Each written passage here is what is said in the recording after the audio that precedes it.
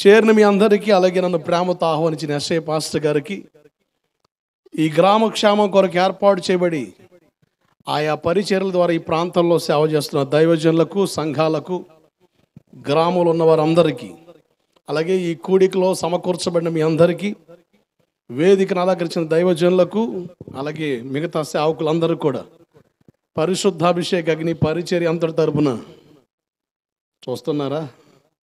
Sound రానివ్వండి, చెప్పండి గట్టిగా, అయ్యా వందనాలు, మా వందనాలు. ఒక పల్లవి చరణం పాడి వాక్య భాగంలోనికి వెళ్తాను. మీరందరూ చక్కగా పాటలు పాడుతున్నారు. సేవలో కొన్ని అనుభవాలు గుండా నడిపించబడుతూ ఆయన నేర్పిన కొన్ని అనుభవాల్ని సేవలో తగిలిన గాయాలే గేయాలుగా మారి వాటిని పాడుకుంటూ దేవుని స్తుతించడానికి ప్రభు ఇచ్చిన కృపను బట్టి మీకు అందరికి వచ్చిన పాట. నేను బయటికి వెళ్ళినప్పుడల్లా ఆ పాట కాస్త పరిచయం చేస్తూ ఉంటాను. అందరికి సులువుగా వచ్చే పాట అది. వందనాలయ్య వందనాలయ్య అంటూ కృతజ్ఞత కలిగి దేవుని సన్నిధిని మనం అనుభవించే సమయం. నాతో పాటు కలిసి మీరు పాడతారని ఆశపడుతున్నాను. వందనాలయ్యా వందనాలయ్యా, గతకాలం కాచినావు వందనాలయ్యా.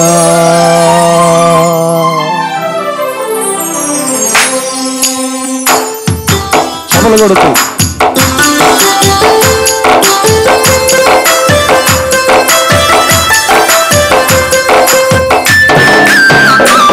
వెనకల్లో వాళ్ళు కూడా చప్పలు పడతాడు. కలిసి దేవుని స్తుతిద్దాం.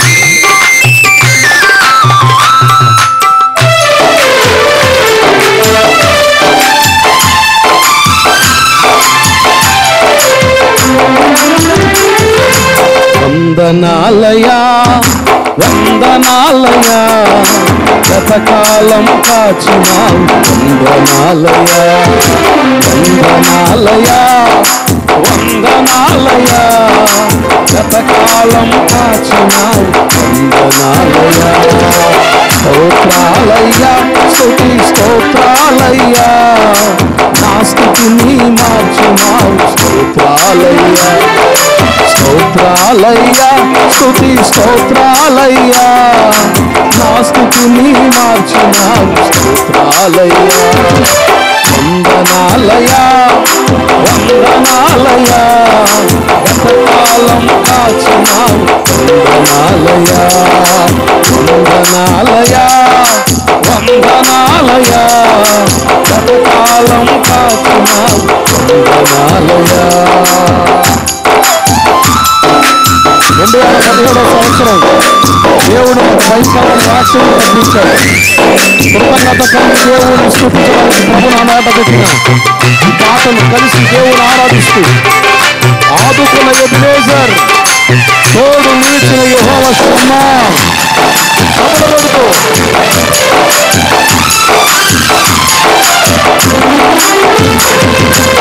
ఆదుకున్న ఎబెనేజరా, తోడు నిలచిన యెహోవా షమ్మా.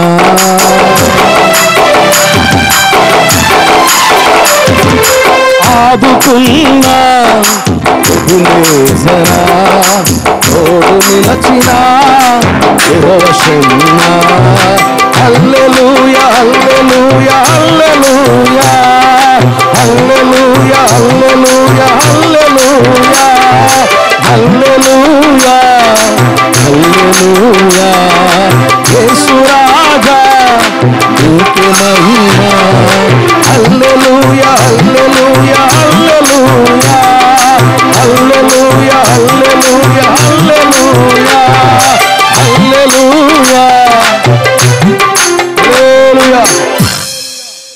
నేనేదో పాటగాళ్ళలాగా మీరు ఏదో కచేరీకి వచ్చినట్టు కూర్చొని చూస్తారండి. కలిసి పాడితే బాగుంటుందిగా. మీరు కనెక్ట్ అవ్వాలనే కదా ఈ తెప్పలో, ఎందుకో కనెక్ట్ అవ్వట్లే.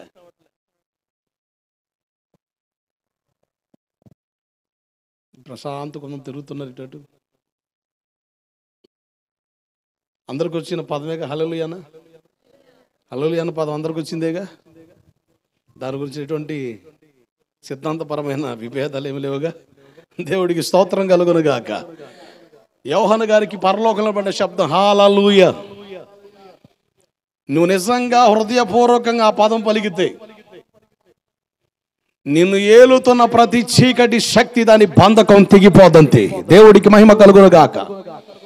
ప్రపంచంలో బలముగా వాడబడిన దైవజనులు రైన్హార్డ్ బాంకే గారు కొన్ని వేల మంది ప్రజలకు సువార్తను అందించాడు నైజీరియా ప్రాంతంలో. ఆయన నినాదం ఏంటంటే పరలోకం ఫుల్ అవ్వాలి, నరకం ఖాళీ అవ్వాలి. అంత భారంతో సువార్తను వేల మందికి, లక్షల కోట్ల మందికి సువార్త అందించాడు. ఆ దైవజనుడు మొట్టమొదట వేదిక మీదకి ఎక్కినప్పుడు ఆయన పలికే ఒకే ఒక మాట హల్లెలూయా, హల్లెలూయా. ఇలాగే ఒక కూటంలో ఆయన వస్తున్నాడని తెలిసి ఆ ప్రాంతాన్ని ఏలుతున్న మాంత్రిక శక్తులు కలిగిన వాళ్ళు, మాంత్రికులు నలుదిక్కులు కూర్చున్నారు ఆయన మీద మంత్ర ప్రయోగం చేయాలని. ఈయన ఎవడో వస్తున్నాడని పబ్లిసిటీ బీభత్సం చేస్తున్నారా నాయన, దెయ్యాలు కూడా చెబుతున్నాయి డేంజర్ అని, మన పవర్ ఏదో చూపిద్దాం అని ఆ కోటకు వచ్చారు. నాలుగు దిక్కులు కూర్చున్నారు. ఆ దైవజనుడు వేదిక ఎక్కినప్పుడు పలికే ఒకే ఒక మాట హల్లెలూయా. ఇటుపల్లి ఒక మాట చెబుతాడు, ఇక్కడ ఒక మాట చెబుతాడు. మూడు స్థలాలు నిలబడి పలికే మాట హల్లెలూయా. ఆ దైవజనుడు బిగ్గరగా కేకలేస్తూ హల్లెలూయా అన్న శబ్దం పలుకుతుండగా ఆ మాంత్రిక శక్తులు కలిగిన వాళ్ళు స్పాట్లు అక్కడికి చచ్చిపోయారు. ఆ దురాత్మ శక్తులు తిరగబడి వాడిని చంపేస్తే అక్కడ ఉన్న వాలంటీర్స్ చూసి వాళ్ళని తీసుకొస్తే ప్రార్థన చేస్తే ఆ మాంత్రికులు బ్రతికి సేవకులుగా మారారు. గట్టిగా చప్పలు కొడుతూ స్తోత్రం చెప్పండి. హల్లెలూయా. హల్లెలూయాకున్న బలం అది. నువ్వు నిజంగా హల్లెలూయా అని పలికేవి, అది పరలోకంలో వినబడిన శబ్దం, భూమి మీద వినబడిన శబ్దం కాదు, పరలోకంలో వినబడిన శబ్దం అది. దానికి డాక్ట్రినల్ విభేదాలు ఏవని ఉండొచ్చు, కానీ నాకు తెలిసిన సత్యం బైబిల్లో, అక్కడ బైబిల్లో నాకు నేను నేర్చుకున్న సత్యం అది పరలోకంలో వినబడిన శబ్దం. హల్లెలూయా చెప్పండి అందరు. హల్లెలూయా, హల్లెలూయా. చేతులెత్తి బిగ్గరగా చెబుతాం హల్లెలూయా. అట్లాగే చప్పలు కొడుతూ కలిసి పాడతారా? హల్లెలూయా, హల్లెలూయా, హల్లెలూయా, హల్లెలూయా, హల్లెలూయా. యేసు రాజా నీకే మహిమ. హల్లెలూయా, హల్లెలూయా. పాడాలి. హల్లెలూయా, హల్లెలూయా. యేసు రాజా నీకే మహిమ. వందనాలయా, వందనాలయా, సకాలం కాచినాం. వందనాలయా, వందనాలయా, వందనాలయా, సకాలం కాచినాం. వందనాలయా.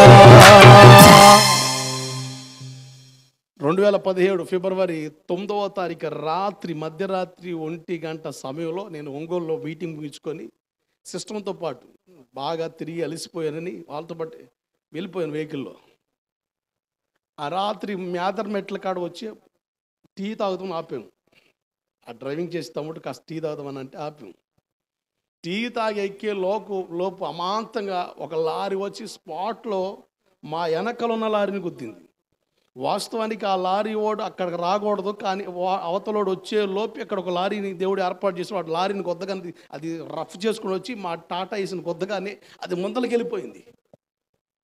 నేను జస్ట్ క్యాబ్ ఆ డోర్ని ఆనుకొని ఉన్నాను, నన్ను రాసుకుని వెళ్ళిపోయింది టాటా వేసి. చూస్తే లారీ వచ్చేస్తుంది. అర్థం కాలే, అటుపోదామంటే బీభత్సమైన వాహనాలు ఇటు అటు తిరుగుతున్నాయి, ఇటుకులు కొంత. ఇక ఆ టెన్షన్లో కాలు తగిలి కింద పడిపోయి నా కాలు నాకు తగిలి డేక్కుంటూ వెళ్ళిపోతున్నాను. లారీ వచ్చేస్తుంది రఫ్ చేసుకుంటూ. ఇక చివరికి ఒక పక్కగా వచ్చే లోపు నా కాలు నొత్తుకుంది. దాదాపు 6 నెలలు బెడ్ రెస్ట్లో ఉండిపోయాను. అప్పుడు దేవుడు ఆ గాయంలో నేర్పిన గేయమే ఆయన ఎబినేజర్గా తోడై ఉన్నాడు గనుకనే ఈరోజు మనం బ్రతుకున్నాం. దేవుడికి స్తోత్రం కలుగునుగాక. ఎడికి చెప్తారా హల్లెలూయా, హల్లెలూయా. జాగ్రత్తగా వాక్యం ఉందాం పిల్లారా, జాగ్రత్తగా మనసు పెట్టండి. చాలా చక్కని ఉపదేశం ఈ రాత్రి మీతో మాట్లాడడానికి ఇష్టపడుతున్నాను. ఈ ప్రాంతానికి కావలసిన ఉపదేశం ఈ ప్రాంతంలో పనిచేసే సంఘాలు, ఎన్ని సంఘాలు అయితే ఈ ఏలుచూరులో దేవుడు ఏర్పాటు చేశాడో ఆ సంఘాలను దేవుడు ఆశీర్వదించునుగాక. ఆమెన్ చెప్పండి. ఆమెన్. ప్రతి సంఘాన్ని దేవుడు విశ్వాసులతో దేవుడు నింపునుగాక. ఆమెన్. మైక్ శబ్దం ద్వారా నువ్వు ఎక్కడి నుంచి విన్నా, ఒకళ్ళు ఎక్కడే ఉండి విన్నా, ఈ రాత్రి దేవుడు సూటిగా నీతో మాట్లాడబోతున్నాడు. జాగ్రత్తగా మనసు పెట్టండి దేవుని వాక్యం మీద. ఈ రాత్రి నేను మీతో మాట్లాడబోతున్న శ్రేష్టమైన విషయం ఏంటంటే, సైతానుగాడు మన ఆత్మీయతను పాడు చేయడానికి వాడేసే ఎత్తుగడలు. ఏ గడలు? చెరుగళ్ళ. గట్టిగా చెప్పండి. ఎత్తుగళ్ళ చెరుగళ్ళ? ఎత్తుగళ్ళు. వాడు పెట్టే ఆటంకాలు ఏందో జాగ్రత్త మనసు పెట్టండి. కరోనా మునుపు ఉన్న భక్తి వేరు, కరోనా తర్వాత కలిగిన కరప్టెడ్ భక్తి వేరుగా కనబడుతుంది. దేవుని ఆలోచన ఈ రాత్రి మనల్ని కట్టునుగాక. ఆమెన్ చెప్పండి. హల్లెలూయా. చూడండి, కొరింథీయులకు రాసిన 2వ పత్రిక 11వ అధ్యాయం 3వ వచన భాగం చదవండి ఒకసారి. సర్పము తన కుయుక్తి చేత హవ్వను మోసపరిచినట్లు మీ మనసులు చెరపబడి క్రీస్తు ఎడలనున్న సరళత నుండి, పవిత్రత నుండి ఎట్లయినను తొలగిపోవునేమో అని భయపడుచున్న. జాగ్రత్తనండి. సైతానుగాడు మోసగాడు. దైవజనుడు అన్న పౌలు అపోస్తలుడు చెప్తున్నాడు, ఇదిగో మిమ్మల్ని క్రీస్తు కొరకు నేను ప్రదానం చేశాను, ఆయన చేతుల్లో పెట్టాను, కానీ నాకు ఒక భయం ఉంది, వాడు హవ్వను మోసగించిన మిమ్మల్ని మోసగిస్తాడేమో అని. దైవజనుడు భయం ఏంటి? అప్పుల భయమా? రోగాల భయమా? లేకపోతే ప్రార్థన పెడితే వచ్చేవాడు కొడతాడని భయమా? ఈ భయాలకు భయపడేవాడు దైవజనుడు కాదు. మాకున్న భయం ఏంటి తెలుసా? ఏ విధము చేతనైనా నేను క్రీస్తులో సంపూర్ణతలోకి తీసుకొని రావాలి. దేవుడికి స్తోత్రం చెప్పండి. హల్లెలూయా. ఈ కూడికలు ఎందుకు? నిద్రాగారాలు మానుకొని, కొంత సమయాన్ని కేటాయించుకొని, ధనాన్ని కేటాయించుకొని ఈ ప్రయాస ఎందుకు? దైవజనుడు భయం ఏదంటే, సాతాను మిమ్మల్ని మోసగిస్తాడేమో, వాడి మోసంలో చిక్కుతారేమో. ఇంతకు మించిన భయం దైవజనుడికి ఉండకూడదు. దేవుని చేత ఏర్పాటు చేయబడిన సేవకుని హృదయంలో ఉండే భయం ఒకటే. మా కుటుంబంలో ఎన్ని అవసరాలు ఉన్నాయి, ఎన్ని కొరతలు ఉన్నాయి, ఎన్ని కలవరాలు ఉన్నాయి, ఎన్ని రోగాలు ఉన్నాయి, ఎన్ని పోరాటాలు ఉన్నాయి, వాటికి రవ్వంత మేము భయపడం. మా భయం వల్ల సంఘానికి వచ్చే విశ్వాసి కట్టబడకపోతే, స్థిరపరచబడకపోతే, బలపడకపోతే, క్రమంగా నడిపించబడకపోతే, ఇటు అటు తిరుగులాడుతున్న స్థితిలో ఉంటా, భక్తి జీవితంలో స్థిరత్వం లేకుండా ఉంటే, దైవ సేవకుడు భయం ఎక్కడ సాతాను చేతిలో చిక్కి నరకానికి ఈడ్చుకొని పోతాడేమన్న భయం. సేవకుడు గురి కలిగి ప్రయాసపడుతున్నప్పుడు సేవకుడు కష్టం వృధా అయిపోతాన భయం. గలతీ పత్రిక 4:11 మీరు చూస్తే అక్కడ అంటాడు, నా ప్రయాస, నేను పడిన కష్టం, నేను మీ కొరకు కష్టపడ్డాను, పెనుగులాడాను, పోరాడాను, ప్రయాసపడ్డాను, నిందలు పడ్డాను, అవమానాలు పడ్డాను, ఆకలికి దప్పులకు నలిగాను, జాగారాలు ఉన్నాను, ఉపవాసాలు ఉన్నాను, కష్టపడ్డాను, ప్రయాసపడ్డాను, నా ప్రయాస వ్యర్థమైపోద్దేమని భయపడుచున్నాను అంటున్నాడు పౌలు అపోస్తలుడు. ఈరోజు సంఘాలకు వచ్చే విశ్వాసులు దైవికంగా కట్టబడాలని, దైవికంగా స్థిరపరచబడాలని, ఆత్మ సంబంధంగా రేపబడాలని ఒక దైవజనుడు ఆశ కలిగి ప్రయాసపడుతున్నప్పుడు, పోరాడుతున్నప్పుడు మాలో ఉండే భయం ఒకటే, నువ్వు సాతాను చేతికి వెళ్ళకూడదు, వాడి చేతుల్లో నువ్వు చిక్కకూడదు, ఇంకా లోకంలో ఉండకూడదు, నువ్వు ఇంకా ఆత్మ సంబంధమైన జీవితంలో రాకుండా భక్తిహీనతలో ఉండకూడదు, నువ్వు క్రీస్తు కొరకు పరిపూర్ణతలకు రావాలి. అంతవరకు మా భయం, మా కలవరం, మా ప్రయాస, మా కష్టం ఏంటంటే నేను క్రీస్తు కొరకు నిలపాలి. చప్పట్లు కొట్టడము, ఆమెను అల్లులు చెప్తే బాగుంటుంది. కొట్టు గట్టిగా, గట్టి కొట్టండి అందరూ. హల్లెలూయా. మాకు సగం టైం ఏడే అయిపోతుంది మీతో అల్లులు చెప్పడానికి. పార్ట్నర్స్ మీరు చూడండి, అసలు అల్లులు ఏం చెప్పరు, చెప్పుకుంటూ పోతారు. విన్నోడు చప్పట్లు కొడతాడు, వీళ్ళేస్తాడు, అల్లులు అంటాడు. వాడు తింటానే ఉంటాడు, ఎంటానే ఉంటాడు. మనం తిండికాడు కూర్చుంటే ఎవరు మాట వినం, ఇక తినాలంతే. అది ఇక దేని మీద పెడితే దాని మీదే. చక్కగా అమెరికాలో కూటమి పెట్టామనుకోండి, శుభ్రం కూర్చొని తింటూనే ఉంటారా, వింటూనే ఉంటారు అంతే. హల్లెలూయా అని కూడా హల్లెలూయా అంటారు. మనం అట్ట కాదే. మనుషులు ఎక్కడ ఉంటాం కానీ మనసులు ఏడో తిరుగుతూ ఉంటాయి. దేవునికి మహిమ కలుగునగాక. వాడు మోసగాడు, వాడు కుయుక్తిపరుడు. మీరు జాగ్రత్తగా చూస్తే ప్రకటన గ్రంథం 12:12 ప్రకారంగా వాడికి సమయం కొంచెమే ఉందని వాడు బహు క్రోధం కలిగి మన మధ్యలో దిగి వచ్చాడు. వాడికి టైం లేదు. ఎవరినైనా వాడు పడగొట్టాలని, చెడగొట్టాలని, సంఘానికి రాకుండా, సహవాసానికి రాకుండా, ఆత్మీయంగా బలపడకుండా, ప్రార్థనలో ఉండకుండా వాడిని పాడు చేయాలని రకరకాల ప్రయత్నాలు వాడు చేస్తుంటాడు. ఎందుకో తెలుసా? వాడికి టైం లేదు. వాడికి అర్థమైపోతుంది రాకడ సూచనలు నెరవేర్చబడుతున్నాయి, ఆయన రాకడ బహు సమీపంగా ఉంది. ఈ సమయం ఉండగానే ఎంతమంది నేను పాడు చేయగలను, అంతమంది పాడు చేయాలని వాడు కంకర కట్టుకొని పని చేస్తున్నాడు. వాడికి టైం కొంచెం ఉందని. అందుకని 1 పేతురు 5:8 అంటాడు, సాతానట గర్జించు సింహం వలె తిరుగులాడుతా ఎవరిని మినుగుతానా అని. పిల్లలను చూడండి, టైం అయిపోయింది అనుకోండి, చక్కచక్క మింగేస్తాను, నమలరు.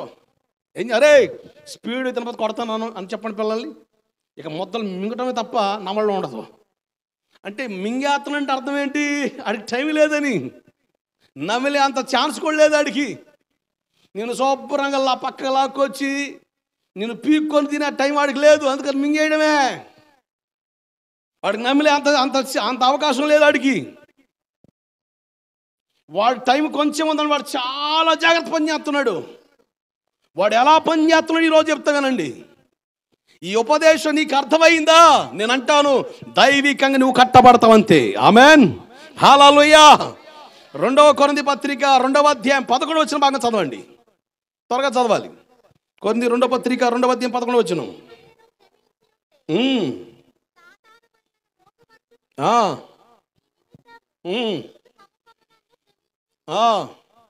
సాతాను తంత్రములను ఎరగని వారము కాము. గట్టిగా చప్పలు కొడతారా?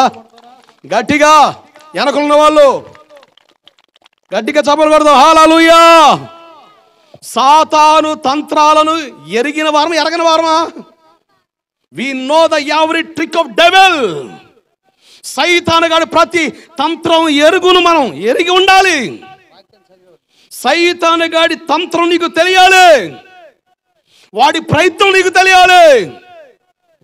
ఈరోజు ఎక్కలేసిన గొంగలు అక్కడ ఉన్నట్టుగా ఉంటే నీ భక్తి జీవితంలో సాతాన్ని ఓడించలేవు, వాడిని గెలవలేవు, పోరాటంలో పెనుగులాడలేవు. సంగమా, ఓ విశ్వాసే, దేవుని ప్రేమను గుర్తించి ఈ రాత్రి దేవునికి ఒక జ్ఞానం ఇచ్చాడు, ప్రత్యక్షత ఇచ్చాడు. సాతాను తంత్రాలను ఎర్రగని వారం కాదు, మనకు తెలుసు. సాతానుగాడి తంత్రాలు తెలియాలి కనుక మనం ఆడకు రావాలి. ఇంట్లో కూర్చొని టీవీలో జబర్దస్తులు చూడాలా? అమ్మా మాట్లాడరేంది? ఇంట్లో కూర్చొని టీవీలు చూడాలి, ఇంట్లో కూర్చొని ఫోన్లో కావాలి, అరుగుల మీద కూర్చొని ముచ్చట్లాడాలి. సాతానుగాడి తంత్రాలు తెలియాలంటే అరుగుల మీద కూర్చొని, ఇంట్లో కూర్చొని, వరండాలో కూర్చొని ఫోను, టీవీ చూసాడు టీవీ, ముచ్చలాడుతూ ఉంటే వాడి తంత్రాలు నీకు తెలుస్తాయా? సాతానుగాడి తంత్రాలు నీకు తెలియాలంటే నువ్వు ఖచ్చితంగా దేవుని మందిరానికి రావాలి, క్రమంగా దేవుని మందిరం రావాలి, క్రమంగా ప్రార్థన చేయాలా, అలాగే క్రమంగా వాక్యం వినాలి, చదవాలి. ఎప్పుడైతే క్రమంగా మందిరానికి వస్తూ వాక్యం వింటూ ప్రార్థన చేస్తావో సైతానుగాడి తంత్రాలన్నీ నీకు తెలుస్తాయి. దేవుడికి స్తోత్రం కలుగునగాక. హల్లెలూయా. నేను ఒక విగ్రహార్థం కుటుంబంలో పుట్టాను. మా నాన్నగారు ఒక పక్క రాజకీయ నాయకుడు, 30 ఎకరాలు ఆస్తుంది. యేసు ప్రభు అంటే అస్సలు నాకు తెలియని రోజులవి. యేసు ప్రభు అన్న దేవుడు ఉన్నాడన్న సంగతి కూడా నాకు తెలియదు. ఎట్టకేలకి మా ఊర్లో ఒక పంతులు గారు వచ్చారు. ఆయన క్రిస్టియన్. ఆయన మా కుటుంబాల్లో ఒకరి ఇంట్లో ఉంటా మెల్లగా సువార్త చేసి మా వాళ్ళని మార్చాడు. ఒక 2 కుటుంబాలు సమకూర్చబడ్డాయి. ఆ మాస్టర్ గారే ఆదివారం ప్రార్థన పెట్టేవారు, ఆయన వాక్యం చెప్పేవాళ్ళు. యేసుప్రభు అంటే ఎరగని ప్రాంతాలు. పోలవరం నియోజకవర్గం తెలుసుగా, పోలవరం ప్రాజెక్టు, బొట్టయ్యగూడెం, కోయిలగూడెం, కన్నాపురం, ఆ ప్రాంత వాస్తవ్యుడిని నేను. ఈ ప్రాంతం సంబంధించిన కాదు, కానీ దేవుని సేవ కొరకు ఇక్కడ నిలిపాడు అంతే. దేవుడికి స్తోత్రం కలుగును గాక. మా నాన్నగారికి క్రైస్తవులు అంటే చేదరు. ఎందుకంటే ఈ టైం వస్తే వీళ్ళు వెనకాల తిరిగేది ఎవరో, పేతురు, యాకోబు, ఆంధ్రే. ఏడుంటారు చెప్పండి, ఏడుంటారు ఈ టైం వస్తే? 13 ఉందిగా, ఇక వాళ్ళ వెనకాల తిరుగుతూనే ఉంటారు. అరే ఆంధ్రే, అరే పేతురు, ఏడా బీర్ షాపుల్లో, బ్రాంతి షాపుల్లో, ఏడబడితే ఆడ. ఇక మా నాన్నకి వీళ్ళందరూ ఇట్ట తగలడ్డారని వీళ్ళని బట్టి యేసు ప్రభు కూడా బీవచ్చని తిట్టేవాడు. కానీ ఆశ్చర్యం, ఆ యేసు ప్రభు నాకు పరిచయం అయ్యాడు. దేవుడికి స్తోత్రం కలుగును గాక. నిన్ను యవన ప్రాయంలో ప్రభువును దర్శించాడు. సత్య దేవుడు ఎవరో ఎరిగాను. ఆ సత్య దేవుడు ఎవరో నాకు తెలియడానికి 2 కారణాలు చెప్తానండి. ఒకటి, మా ఊర్లో ఒక రామాలయం ఉంది. ప్రతి ఏటా శ్రీరామనవమి జరుగుద్ది. దానికి మా ఊర్లో గ్రామ పెద్ద మెయిన్ వ్యక్తి ఎవరంటే తలకే మా నాన్నగారే. ఆ కార్యక్రమం చేయాలంటే ఊర్లో ఉన్న ఆ పెద్దలు వీళ్ళందరికీ వచ్చి మా నాన్నగారి దగ్గర కూర్చొని ఏం చేద్దాం, ఏం చేస్తే బాగుంటుంది, ఫస్ట్ రోజు ఏం చేద్దాం, రెండో రోజు ఏం చేద్దాం, ఇట్లా మాట్లాడుకొని ఏర్పాట్లు చేస్తారు.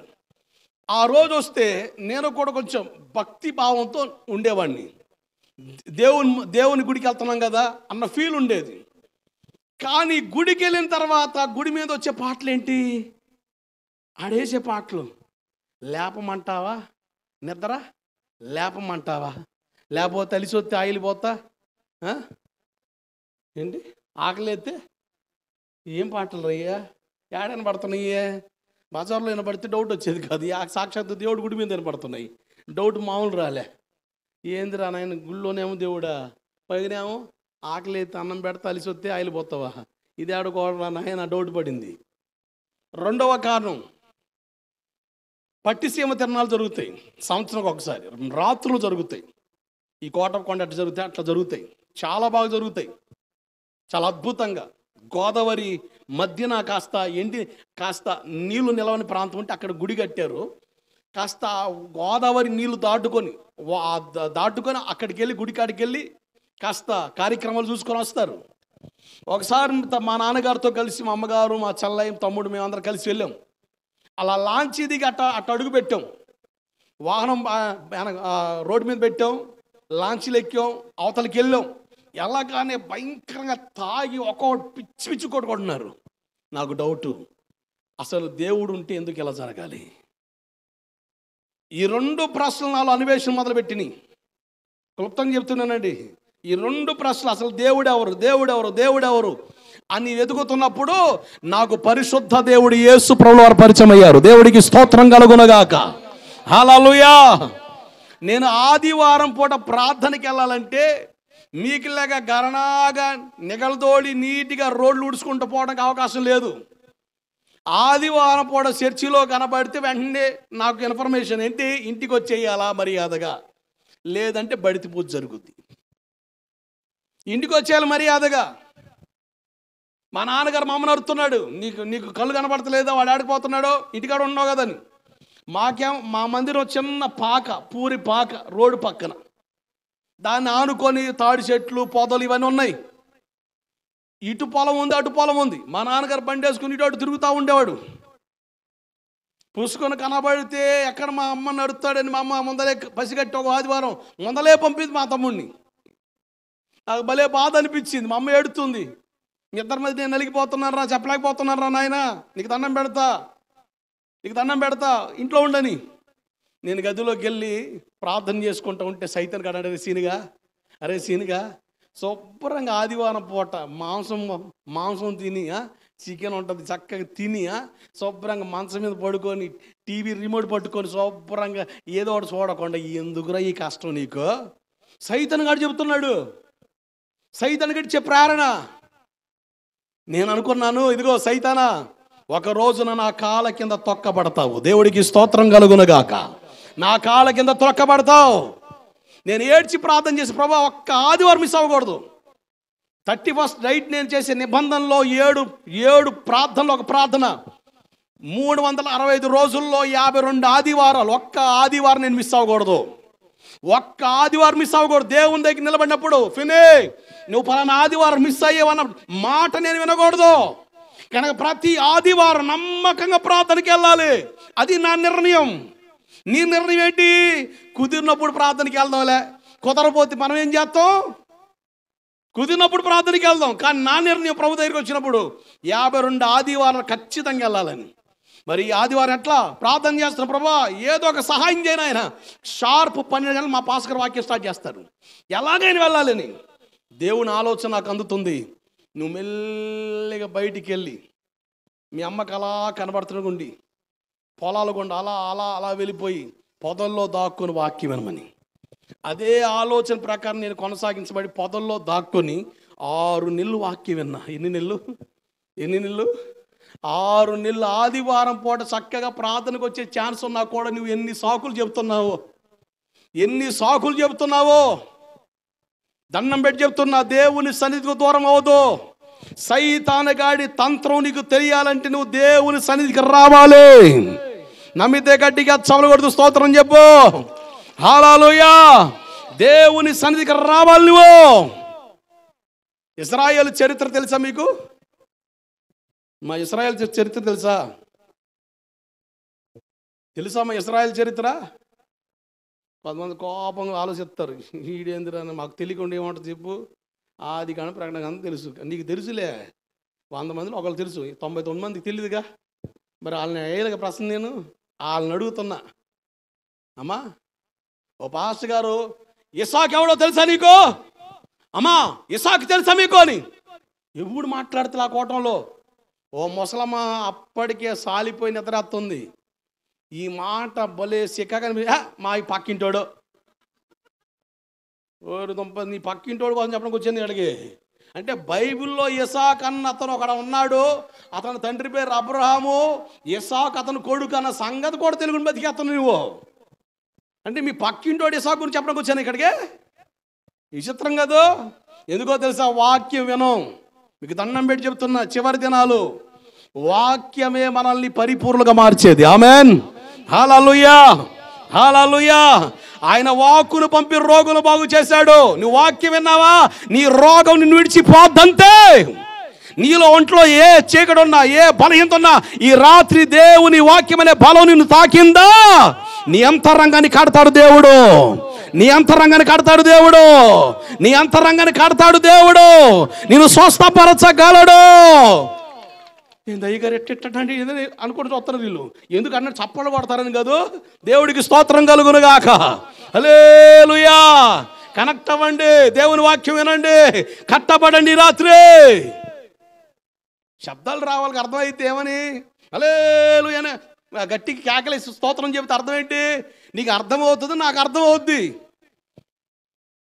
ఉలుగు పలుకు లేదు, ఊరుకు దూరం అన్నట్టు చూస్తున్నాను నువ్వు నన్ను. దేవుడికి స్తోత్రం కలుగునుగాక.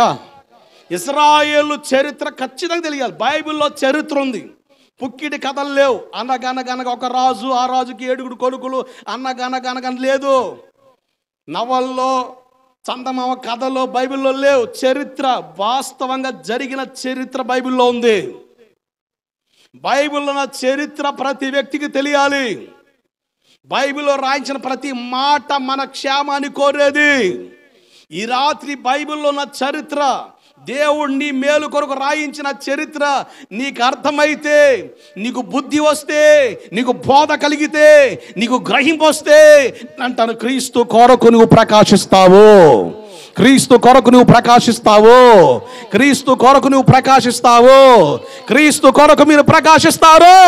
క్రీస్తు కొరకు మీరు రేపబడతారు. హల్లెలూయా.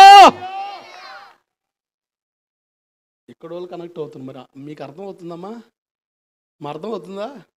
అర్థమైతే అందరూ చెప్పండి. ఎందుకు విచిత్రంగా చూస్తున్నారు ఇల్లు? భయం పడుతుందమ్మా. వినండి వాక్యం. అయ్యా సహోదరులు, వాక్యం వినాలి. దేవుని వాక్యం మనల్ని కట్టేది అంతే. ఆమేన్. ఇశ్రాయేలు 450 సంవత్సరాలు ఐగుప్తులో బానిసలుగా ఉన్నారు. బానిస బ్రతుకుల్లో వాళ్ళు మగ్గిపోతా ఉన్నారు. వీళ్ళు విడిపించడం కొరకు దేవుడు ఎవరిని పంపారు? ఎవరిని పంపారు? చెప్పాలి గట్టిగా. ఇశ్రాయేలు ప్రజలు విడిపించడం దేవుడు ఎవరు పంపాడు? మోషేని పంపాడు దేవుడు. మోషేకి ఏ స్థాయి ఇచ్చి పంపించాడు? ఇంజనీర్గా పంపాడా? డాక్టర్గా పంపాడా? చెప్పండి. లేకపోతే యాక్టర్గా పంపాడా? ఎట పంపాడు? ఏ స్థాయిని మోషేకి దేవుడు ఇచ్చి పంపాడు? ఒక డాక్టర్గా పంపాడా? ఒక ఇంజనీర్గా పంపాడా? ఒక రాజుగా పంపాడా? ఒక సైనికుడు పంపాడా? ఎలా పంపాడు చెప్పాలి మీరు, గట్టిగా చెప్పండి. వెనకలో కూడా చెప్పాలి అందరూ. మోషేని ఒక ఇంజనీర్గా పంపాడా? డాక్టర్గా పంపాడా? నాయకుడిగా పంపాడా? సైనికుడిగా పంపాడా? ఎలా పంపాడు? ఒక దైవజనుడిగా దేవుడు పంపాడు. దేవుడికి స్తోత్రం కలుగునగాక. హల్లెలూయా. దేవుడు మోషేను ఒక దైవజనుడిగా అభిషేకించి తీర్చిదిద్ది దేవుడు ఇశ్రాయేలు విడిపించడానికి దేవుడు పంపాడు. మరి దైవజనుడిని ఇశ్రాయేలు విడిపించడానికి ఎలా పంపాడో, నిన్ను కూడా లోకం అనే బంధకాలను చూడిపించిన సేవకుని పంపాడుగా. సేవకుని విలువ నీకు అర్థమైంది ఈరోజు? సేవకుని విలువ అర్థమైందా? క్రైస్తవ పాలెల్లో దయచేసి ఒక మాట గమనించండి. బఫూన్ కంటే హీనంగా, జోకర్ కంటే హీనంగా సేవకుల మీద జోకులు వేసే వాళ్ళు ఉంటారు. సేవకుడు బఫూన్ కాదు. మీ పిల్లల ముందు మీ సేవకుడిని ఒక బఫూన్గా క్రియేట్ చేసి మాట్లాడవద్దు దయచేసి. మీరు మీ పిల్లల ముందు అలా మాట్లాడితే మీ పిల్లలు కూడా సేవకుడిని ఎగతాళి చేసి మాట్లాడతారు, చులకన చేసి మాట్లాడతారు. ఈరోజు ప్రజలకి దైవజనుడి గురించి విలువ అర్థం కావట్లేదు. దేవుడు నన్ను సేవకుడిగా పంపాడు. దేవుని సేవ కొరకు నా వారిని, నా కుటుంబాన్ని, నా సౌకర్యాన్ని, నా చదువుని, నాకున్న ఆధిక్యతలు మొత్తం విడిచి యేసు కొరకు తెలియని ప్రాంతమైన ఇదిగో ఈ గుంటూరు జిల్లాలో దేవుడు నిలబెడితే దేవుడిని అడిగా, ప్రభా ఈ ప్రాంతంలో సేవ చేయలేకపోతున్నాను, నా వల్ల కాదని. ఈ ప్రాంతానికి వచ్చి దాదాపు 14 సంవత్సరాలు అవుతుంది. అంతకంటే మునుపు ఒక 6-7 సంవత్సరాలు సేవలో కొనసాగించబడుతూనే ఉన్నాను. కానీ సంపూర్ణ సేవా దర్శనం కలిగి దేవుడి ప్రాంతం పంపాడు.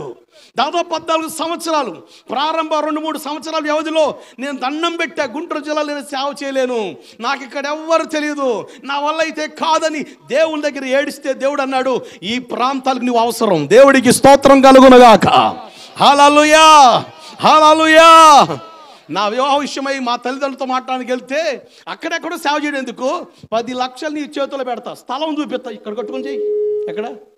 ఎక్కడ మా ఊర్లో ఒక స్థలం చూపిస్తా, 10 లక్షలు నీ చేతిలో పెడతా, 10 లక్షలు నీ చేతిలో పెడతా, మందిరం కట్టుకో, ఏడ సేవ చేయి.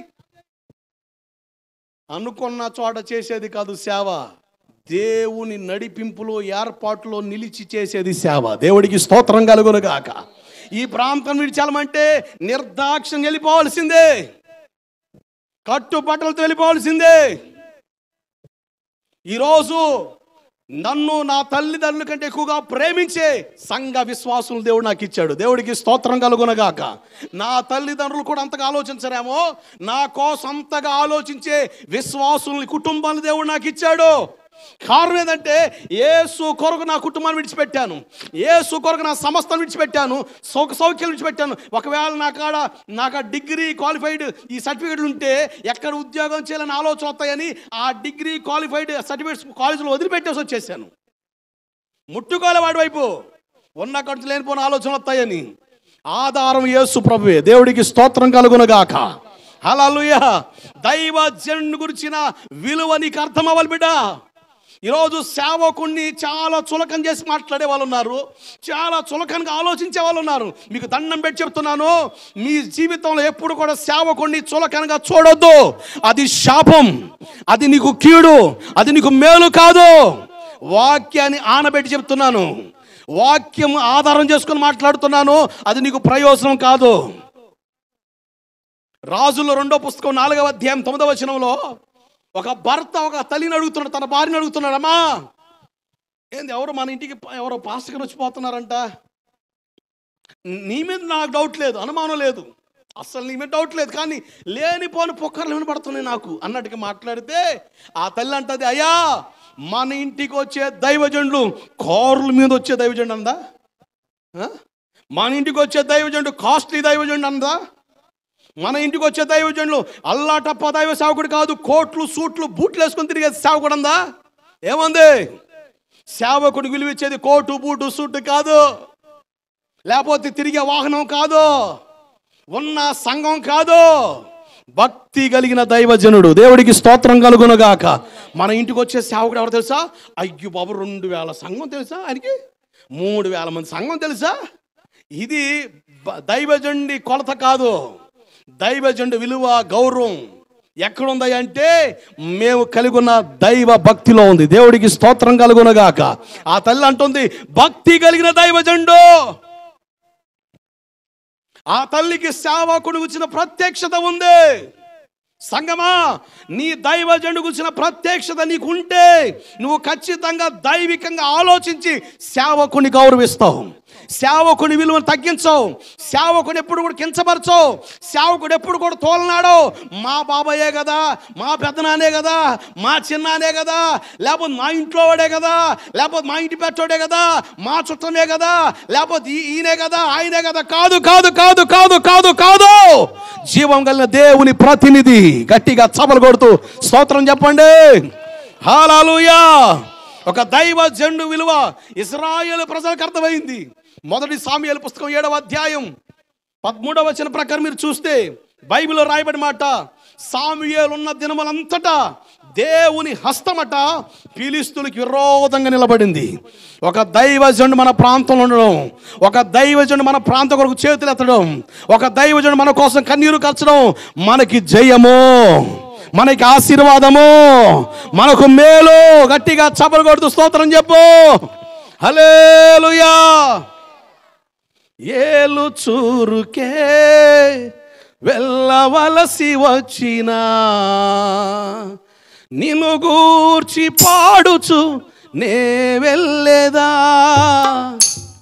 మీదేనా ఏలుచూరు? ఆ ఊరు ఎక్కడదని చూస్తున్నారు మీరు? మీరు ఉంది ఆ ఊరే. అర్థమైంది? ఏ ఊరు ఇది? ఏలుచూరేనా? ఈ ఊరు భారం ఎవరికి ఉండాలా? నాకంటే ఎక్కువ నీకు ఉండాలి. ఇవి ఒక్కరోజు ఉంటుంది నాకు భారం. నేను ఈ వేదిక మీద నిలబడినంత వరకు, ఈ దేవుని నిలబడినంత వరకు భారం ఉంటుంది. తర్వాత భారం అంతా నువ్వు మోయాల్సిందే. ఎక్కడున్నావు నువ్వు? ఏ ఊరు కోడలకు వచ్చావమ్మా? అమ్మా, ఏ ఊరు కోడలకు వచ్చావు? ఏలుచూరికేగా. ఏ ఊరు కల్లుడిగా వచ్చావు? ఏలుచూరికేగా. ఏలుచూరికి సంబంధం ఉందిగా నీకు, కనుక దాని గురించి లెక్క దేవుడిని అడుగుతాడుగా. నాతో కలిసి పాడతారా? ఏలుచూరుకే వెళ్ళవలసి వచ్చినా నిన్ను గూర్చి పాడుచు నే వెళ్ళేదా. ఏలుచూరుకే వెళ్ళవలసి వచ్చినా నిన్ను గూర్చి పాడుచు నే వెళ్ళేదా. నీవు సెలవిస్తే ఏలుచూరును యేసుపురముగా మార్చెదా. సెలవిస్తే ఏలుచూరును యేసుపురముగా మార్చెదా. హల్లెలూయా. ఏ పురంగా మార్చాలి నువ్వు? యేసుపురంగా మారాలి ఇది. ఆమేన్. హల్లెలూయా. అందుకనే ఈ ఊర్లో పనిచేసే సంఘాలన్నిటికీ వందనాలు చెప్పింది. ఇక్కడ ఈ ప్రాంతంలో ఏర్పాటు చేయబడిన ప్రతి సంఘం ఈ గ్రామ క్షేమం కొరకే. ఆమేన్. హల్లెలూయా. నువ్వు ప్రార్థించేటప్పుడల్లా మీ ఊర్లో ఎన్ని సంఘాలు ఉన్నాయో, ఎంతమంది సేవకులు ఉన్నారో వాళ్ళ కుటుంబాల కొరకు రోజు నువ్వు స్తోత్రం చెప్పాల్సిందే. దేవుడికి స్తోత్రం కలుగునుగాక. నేను గోవిందపురంలో సేవ చేస్తున్నాను. గోవిందపురంలో నాతో పాటు కలిపి 10 సంఘాలు ఉన్నాయి. 10 సంఘాల సేవకుల గురించి ప్రతి ఉపవాస ప్రార్థనలో, ప్రతి విజ్ఞాపన కోటంలో, ప్రతి స్తోత్ర ప్రార్థనలో చేతులెత్తి స్తోత్రం చెబుతా. కారణం ఏంటంటే నా గోవిందపురం యేసయ్య పాదాల చెంత చేరాలి. దేవుడికి స్తోత్రం కలుగునుగాక. హల్లెలూయా. యేసుకు సొంతం అవ్వాలి. అసలు ఈ ఊరు మొత్తం మారి అసలు ఎన్ని మందిరాలు ఉంటే అన్ని మందిరాలు పోతే అసలు మందిరాలు సరిపోతాయండి? సరిపోతాయా? చాలా. నాకు ఒక భారం ఉంది మా ఊరి కోసం. వేసవకాలంలో ప్రశాంతంగా ఊరు బయట పొలాలు శుభ్రం బాగు చేయించి, గుడారం లాగేసి, వేసి, ఈ కూలర్లు వేసి, నీటికి ఏర్పాటు చేసి 10 సంఘాల సేవకుడు ఈ వేదిక మీద కూర్చొని విశ్వాసులు అందరూ పోగు చేసి మా ఊరి కోసం ఎడితే బాగుంటుంది అనిపిస్తుంది నాకు. ఎందుకంటే నన్ను లెక్క అడుగుతాడు గోవిందపురం గురించి, నేను లెక్క చెప్పాలి. దేశం గురించి తర్వాత సంగతి, మొదలు నేనున్న ప్రాంతం గురించి దేవుడు లెక్క అడుగుతాడుగా. ఈ ప్రాంతాన్ని యేసుకు పట్టుకోగలిగితే, యేసుకు అప్పగించగలిగితే, నేను అంటాను మా గోవిందాపురంలో అన్యులందరూ మారి అన్ని కులాల నుంచి వస్తారు సంఘానికి. ఏముంది, క్రిస్టియన్ కాలనీ కానీ ఎంఎల్ నుంచి వస్తారు, అలాగే బీసీ కాలనీ నుంచి వస్తారు, అలాగే ఓసీ, అన్ని కులాల వాళ్ళు కలుపుతారు. కానీ నా భారం అసలు ప్రభుని ఎరగని వాళ్ళందరూ ప్రభుని తెలుసుకొని సంఘానికి వస్తే, మందిరానికి వస్తే, అందరూ మా ఊరు మొత్తం యేసుకు సొంతం అయిపోతే అసలు ఎంత బాగుంటుందండి. దేవుడికి స్తోత్రం కలుగునగాక. కన్నుల పండగ. ఏ పండగ? కన్నుల పండగ. దేవుడికి స్తోత్రం కలుగునగాక. హల్లెలూయా. కలిసి పాడతారు నాతో. ఏం పాట? పలకండి. మీరు వాక్యం వింటలేదన్న బాధ నాకు ఉంది. కొంతమంది ఏదో అట్ట చూస్తున్నారు, రైట్కి ఎప్పుడు ముగిస్తారో నాయన అని. మీరు కలిసి నాతో స్తోత్రం అని చెప్పి కలిసి వాక్యం వింటే ముగిస్తారు కదా. దేవుడికి స్తోత్రం కలుగునుగాక. చాలాసేపు మీకోసం ప్రార్థన చేశా. చాలా విషయాలు మట్టి పొరలో పెట్టాడు దేవుడు. ఒక్క మాట నేను తాకితే చాలు, నువ్వు యేసుకు సొంతం అయిపోతావు. దేవుడికి స్తోత్రం కలుగునుగాక. హల్లెలూయా, హల్లెలూయా. ఏలు చూరుకే వెళ్ళవలసి వచ్చినా నిన్ను గూర్చి పాడుచు వెళ్ళేదా. ఏలు చూరుకే వెళ్ళవలసి వచ్చినా నిన్ను గూర్చి పాడుచు వెళ్ళేదా. నీవు సెలవిస్తే ఏలు చూరును యేసుపురముగా మార్చేదా.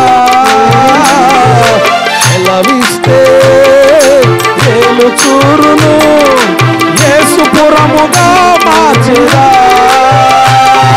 సెలవిస్తే ఏలు చూరును యేసుపురముగా మార్చేదా. సెలవిస్తే ఏలు చూరును యేసుపురముగా మార్చేదా. హల్లెలూయా. అది దైవ సేవకుడికి వచ్చిన భారం, మా హృదయంలో ఉన్న భారం. అదే మా కుటుంబాల్లో ఉన్న మా పిల్లల మీద కంటే ఆత్మ సంబంధమైన పిల్లల మీద ఎక్కువ ఆశ, ఆలోచన, దప్పిక, తృష్ణ. కారణం ఏంటంటే మిమ్మల్ని యేసు కొరకు మేము సంపాదించుకొని ఆయనకి అప్పగించేంత వరకు మిమ్మల్ని జాగ్రత్త కాపాడుకోవాలి. దేవుడికి స్తోత్రం కలుగునుగాక.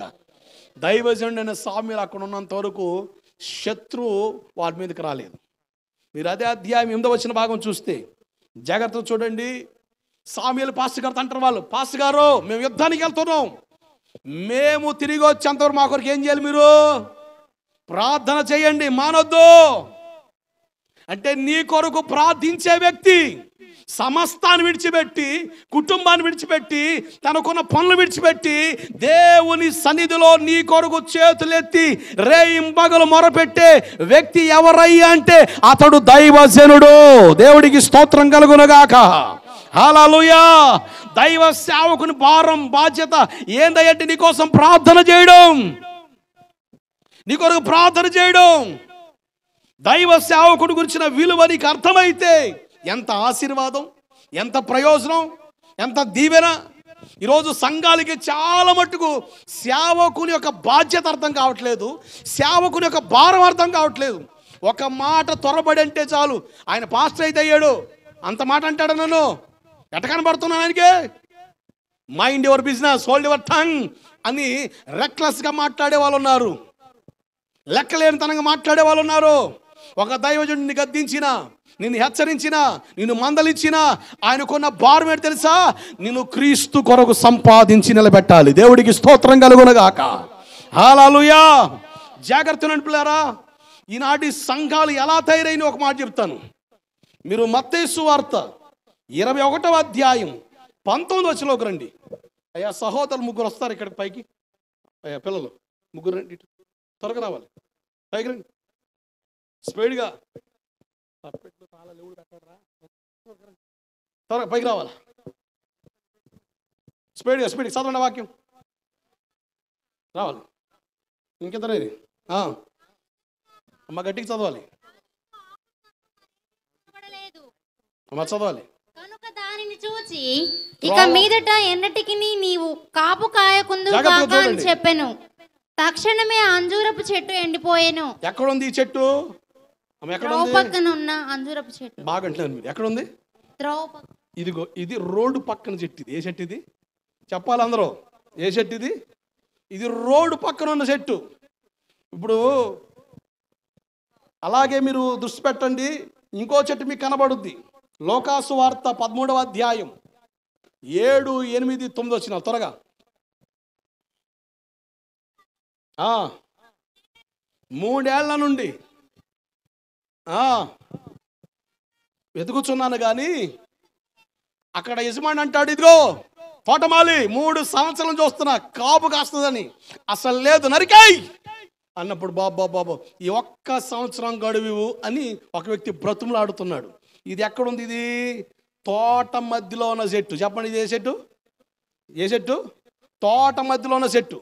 ఈ చెట్టుకి ఒకడు కావలదారు ఉన్నాడు, తోటమాలి. ఇతను ఎవరితను? తోటమాలి. ఇది ఎక్కడుంది? ఇది రోడ్డు పక్కన చెట్టు. జాగ్రత్తనండి, ఈరోజు చాలామంది రోడ్డు పక్కన ఉన్న చెట్లు లాగా ఉంటున్నారు. ఈరోజు సేవకుండి దేవుడు ఎందుకు నీ కొరకు ఏర్పాటు చేస్తారో తెలుసా? మీరు జాగ్రత్తనండి. రోడ్డు పక్కన చెట్టు కోసం ఆలన పాలన చూసేవాడు ఎవడు లేడు. ఉన్నాడా? ఉన్నాడా? కాయలు కనబడితే కోసుకొని తినేవాడు కానీ టైం నీళ్ళు పోసేవాడు ఉంటాడా? ఏమన్నా రే ఎందుకు వదరా? అది నీదా? అది నీదా? నాది కాదనుకో, నమస్కో, కోసుకొని తింటాడు. రే ఎండిపోతుంది, నీళ్ళు పోయిరా. అది నాదా? అది నాదా? అది నాదా అంటాడు వీడు.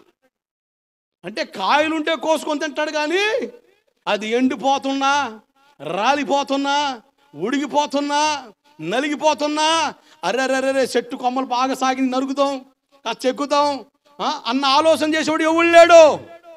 జాగ్రత్తనండి, నీ కాడ కాయలు ఉన్నంత వరకు నీ కోసుకొని తినేవాడే. పాస్టర్ గారు, నేను ఏ చర్చికి వెళ్తలేదు, మీ వాక్యం విన్నాను పాస్టర్ గారు. దక్షిణ భాగం నా కాడ ఉంది. అరే ఉత్తర భాగం ఏమైందిరా సామె? దక్షిణ భాగం నా కాడ ఉంది, వచ్చి తీసుకెళ్ళిపోడంటే టకేమని వచ్చేస్తారు పాస్టర్ గారు. కాయలు ఉన్నంత వరకు దురుతాడు. ఒక రోజున రోగం వచ్చి, బాధ వచ్చి, కష్టం వచ్చి, ఇబ్బంది వచ్చి నలిగిపోతున్నప్పుడు, అయ్యగారు బాగలేదు అయ్యగారు. అమ్మో, నేను కోటలు పోతున్నా కానీ నేను చాలా దూరంలో ఉన్నాయా.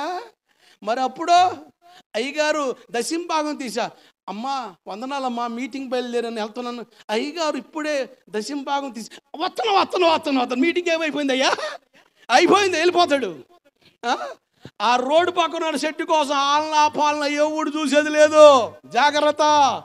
సంఘాల్లోకి వెళ్ళినప్పుడు దైవ సేవకుడితో అనుసంధానం కలిగి బ్రతకండి. దేవుడికి స్తోత్రం కలుగునుగాక. కొంతమంది వెళ్తారా? వెళ్ళడం లేటు, పిల్ల జల్ల మొత్తం వేసుకొని పోతారు. ఇక సగం ఇంటిని సర్దుకొని పోతారు. కూర్చో కూర్చో, ఇది ప్యాకెట్ తీసుకో, కూర్చో కూర్చో, నీళ్ళు పళ్ళు తాగు, కూర్చో, పెద్ద నాన్నగారు కూర్చోండి, కూర్చోబెట్టు, అయిపోయింది. ఇంకంతే. పాస్టర్ గారు మేనలో ఎగిరిపోద్ది. ఏ చర్చికి వెళ్తున్నామంటే, నేను పెద్ద చర్చికి వెళ్తానండి, మా పాస్టర్ పెద్దయ్య గారండి. నువ్వు తెలుసా? తెలియదు. నీ బాధలు తెలుసా? తెలియదు. జాగ్రత్త. సంఘానికి వెళ్ళే ప్రతి విశ్వాసి దైవజనుడితో అనుసంధానం కలిగి బ్రతకాలి.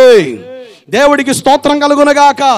నీ ప్రతి అక్కర, నీ ప్రతి సమస్య దైవ సేవకుడు తెలియనట్లుగా సేవకుడితో అనుసంధానం కలిగి బ్రతకగలిగితే, ఉండగలిగితే, సేవకుడు నీ కొరకు ఎలాగైతే ఇదిగో తోట మధ్యలో ఉంది చెట్టు, ఈ చెట్టు మీదకి దేవుని ఉగ్రత రావాలి, దేవుని కోపం రావాలి. ఈ తోట మళ్ళీ బ్రతులాడుతా, అయ్యా ఒక్క సంవత్సరం గడువని, నీ మీద ఉగ్రత రాకుండా, నీ మీద కీడు రాకుండా, నీ మీద శాపం రాకుండా అడ్డుకునే వ్యక్తే దైవ సేవకుడు. గట్టిగా చపలు కొడుతూ స్తోత్రం చెప్పు. హల్లెలూయా. ఇంతకు నీకు సేవకుడు ఉన్నాడా? నీ కొరకు కన్నీరు కార్చే సేవకుడు ఉన్నాడా? ఎందుకు ఈ మాట చెప్తాను తెలుసా? కొంతమంది వారానికి వచ్చి ఒక చర్చికి వెళ్తారు. సిటీలో ఈ పోకడు ఉంది, పల్లెటూరులో తక్కువగానే వారానికి వచ్చి ఒక చర్చికి వెళ్తారు, లేకపోతే నెలకు ఒక చర్చికి పోతారు. నేనంట అట్లా చేయకండి. ఒక మొక్కను తీసి ఇక్కడ కాదు ఇంకో చోట నాటావు, అక్కడ కాదు ఇంకో చోట, అది బతుకుద్దా సత్తదా? అమ్మ చెప్పాలా? బతుకుద్దా సత్తదా? నాట్లకి వెళ్తారుగా మీరు, పొలం పనులు చేస్తారుగా, ఇంట్లో చెట్లు ఉన్నాయిగా, ఒక చోట నాటిన మొక్కను పీకి ఇంకో చోట అట్లా పెడుతున్నాను, బతుకుద్దా సత్తదా? చెప్పాలి గట్టిగా. సత్తదే. ఆత్మీయ జీవితంలో కూడా తండ్రి చేత నాటబడిన మొక్క వలె లోతుగా వేరుపారి నువ్వు సంతృప్తి కలిగి ఆశీర్వదింపబడుదువు గాక. ఆమేన్ చెప్పండి. హల్లెలూయా. రోడ్డు పక్కన ఉన్న చెట్టు. కరోనా తర్వాత అందరూ యూట్యూబ్లో వాక్యం వింటున్నారు, ఆన్లైన్లో వాక్యం వింటున్నారు. ఆన్లైన్లో చర్చిలకు రావట్లే. సిటీల్లో ఇది పెద్ద గోల అయిపోయింది. కొన్ని సంఘాలు సేవకులయ్యా చర్చి మానుకున్నారయ్యా, రావట్లేదయ్యా. ఎందుకు రావట్లేదమంటే మేము ఆన్లైన్లో వాక్యం విన్నామండి. ఏ ఆన్లైన్లో? ఆన్లైన్లో వాక్యం విన్నామండి. ఇక చర్చికి వచ్చి పని లేదు, కమ్మకి ఇంటికాడ కూర్చుంటే అసలు ఫోన్ ఓపెన్ చేస్తే పెద్ద పెద్ద సేవకుల ఆ మీటింగ్లు ప్రార్థనలు లైన్గా వచ్చేస్తుంటాయి. ఆ ఆన్లైన్లో మేము ఉంటున్నామండి. జాగ్రత్తనండి. హెబ్రీ పత్రిక 4:2 చూడండి ఒకసారి. హెబ్రీ పత్రిక 4:2 త్వరగా. హెబ్రీలు రాసిన పత్రిక 4:2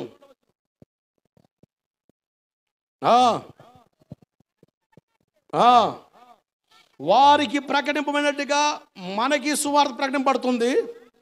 కానీ వారు విని వారితో విశ్వాసంలో కలిసి ఉండలేదు కనుక మీరు విన్న వాక్యము నిష్ప్రయోజనమే. ఇంటికాడ లైవ్ వస్తుండ టీవీలో కానీ ఫోన్లో కానీ అక్క అటు పెట్టుద్ది, కూరగాయలు పక్కన పెట్టుద్ది, ఇక చూసుకో కత్తి పెడితే కొత్త వాక్యం ఉంటుంది.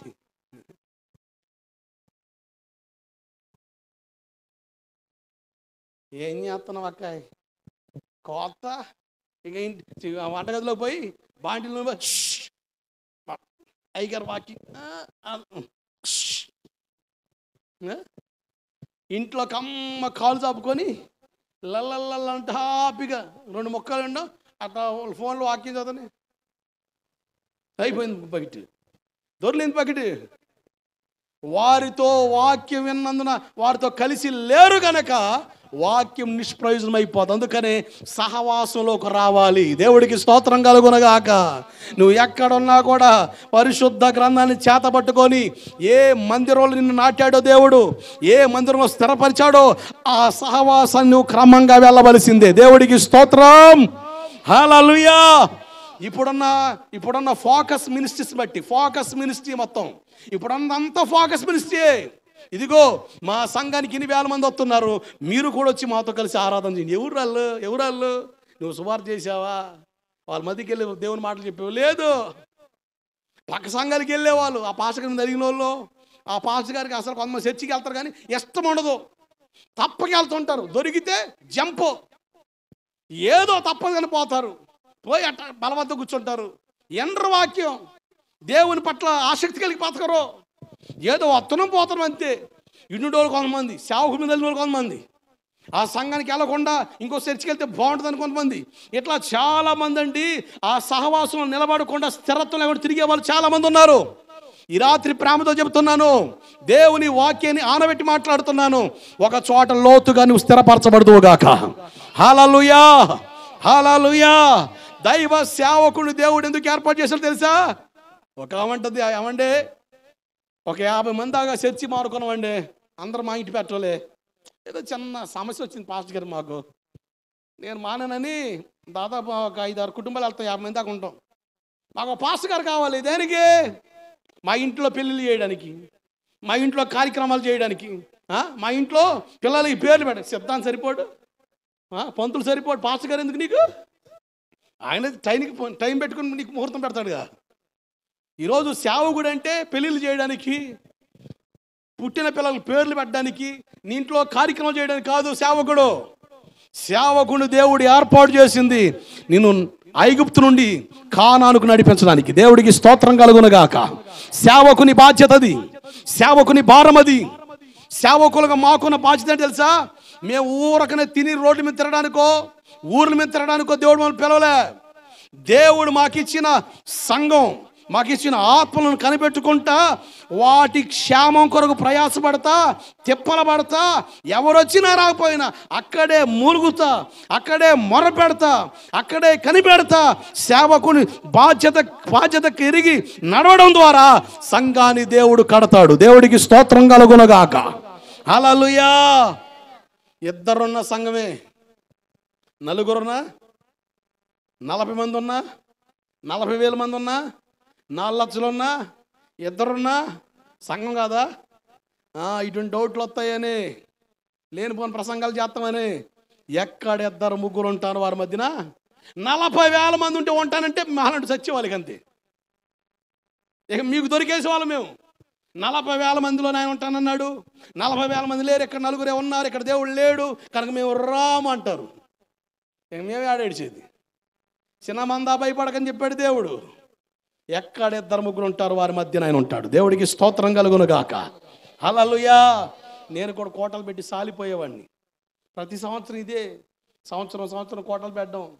మనకు అసలు ఆదివారం కానుక పాటే ఉండదు సంఘంలో. సందాలు వసూలు చేసే ఆ విధానం నాకు తెలీదు. కోటలు పెడుతున్నాం అనగానే తల కాసినెత్తారు. పోగు అయితే ఏముండదు. ఇక నాకు వచ్చిన డబ్బులు మొత్తం పోగు చేసి నేను కలుపుతా. కోటం స్టేజ్కి వచ్చేప్పుడు ఒకడేమో, అన్నా పాస్టర్ అన్నా, స్టేజీకి ఫ్లవర్ డెకరేషన్ పెట్టి చిమ్కి దండలు పెడదామన్నా అంటాడు ఒకడు. నెంబర్ 1 ఉంటుందని అంటాడు. సర్లే అయ్యా ఆశపడుతున్నాడు బిడ్డ, సాకారం చేస్తాడు, మేము పుసుకున్న తెచ్చి పెడతాం. ఆడు కోటం అయితే కనపడ్డాడు. ఇప్పుడు ఆ సిమ్మికిల దండకి ఆ స్టేజ్కి ఎవరు డెకరేషన్ ఎవరు కట్టాలి? ఇప్పుడు అయ్యే గారికి పడింది దండ. అన్నా భోజనాలు పెడదామన్న, భోజనాలు వాళ్ళు పెడుతున్నారన్నా, వీళ్ళు పెడుతున్నారు. అదే మనకు తినడానికి అయితే కనలేదురా, ఆదివారం వచ్చేది అరకొర్రా నాయన, మళ్ళీ ఇప్పుడు వీళ్ళందరూ ఎట్ట పెట్టేదిరా బాబా. అన్న పెడదామన్నా, దేవుడు అన్నాడన్నా అన్నీ ఆడతాడు అంతే. సరే అని దిగుతాం. అప్పో సప్పో వీడు అన్నం తిని వెళ్ళిపోయి పడుకుంటాడు. అరే సమయాలా ఆదాం లేదు ఏం లేదు, ఇక బాదామే. ఆదం లేదు బాదం లేదు, మొత్తం ఆదం ఏం లేదు, ఇక ఫోన్ ఎత్తేది లేదు. ఇక నువ్వు సైలెంట్. ఇక వీళ్ళు వస్తారు, అయ్యారా మన కుర్చీలోగా 40 పంపాం కదా, మరి ఏం పంపలేదు.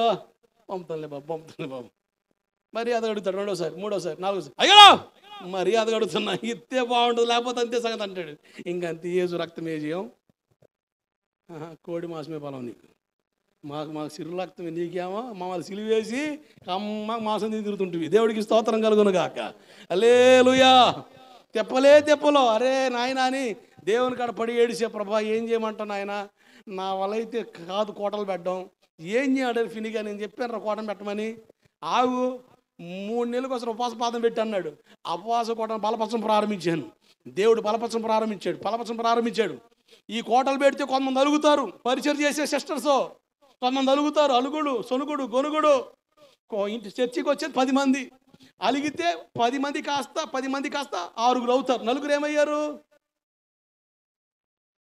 అయ్యగారు మాకు చెప్పలేదు, మేము కనపడం ఆయనకి, మేమో టాప్ స్టార్లు మాకు కనపడ్డారు ఆయనకి.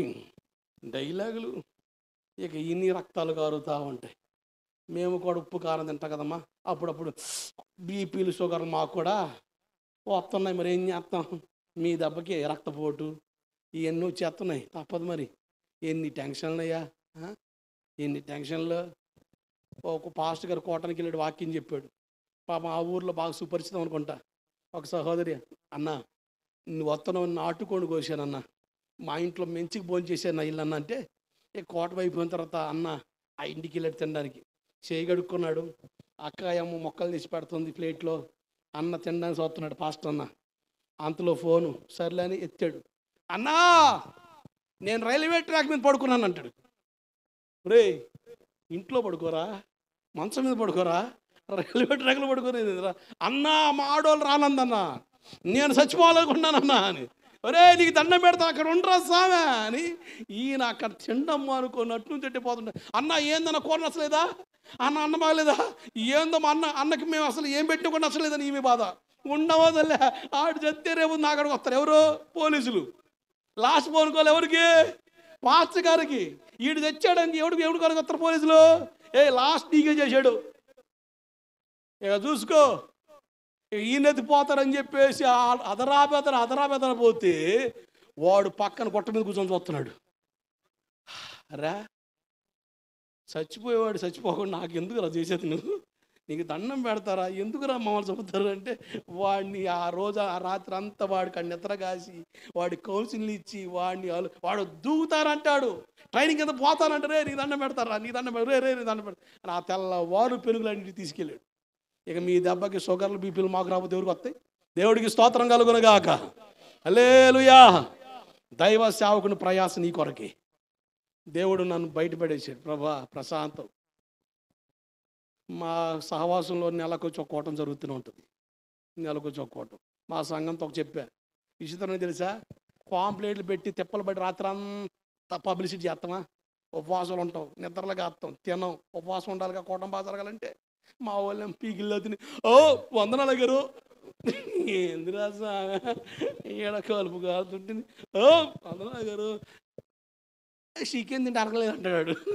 అసలు ఇక్కడ మాకేం లేదురా, మాగాడు వచ్చి డైలాగ్ లేస్తాడు వీడు. సరేలే తప్పదుగా, భరించాలిగా, ఓర్చుకోవాలిగా. సరే నాయన నీకు అట్టుందిరా, మాకు ఎట్టుంది, సరేలే మాకు వంట రోజులు ఉంటాయి మంచి రోజులు, అప్పుడు దాకా ఏడుతూ ఉన్నాడు, ఈయన చూస్తుంటాడు. ఇది పరిస్థితి.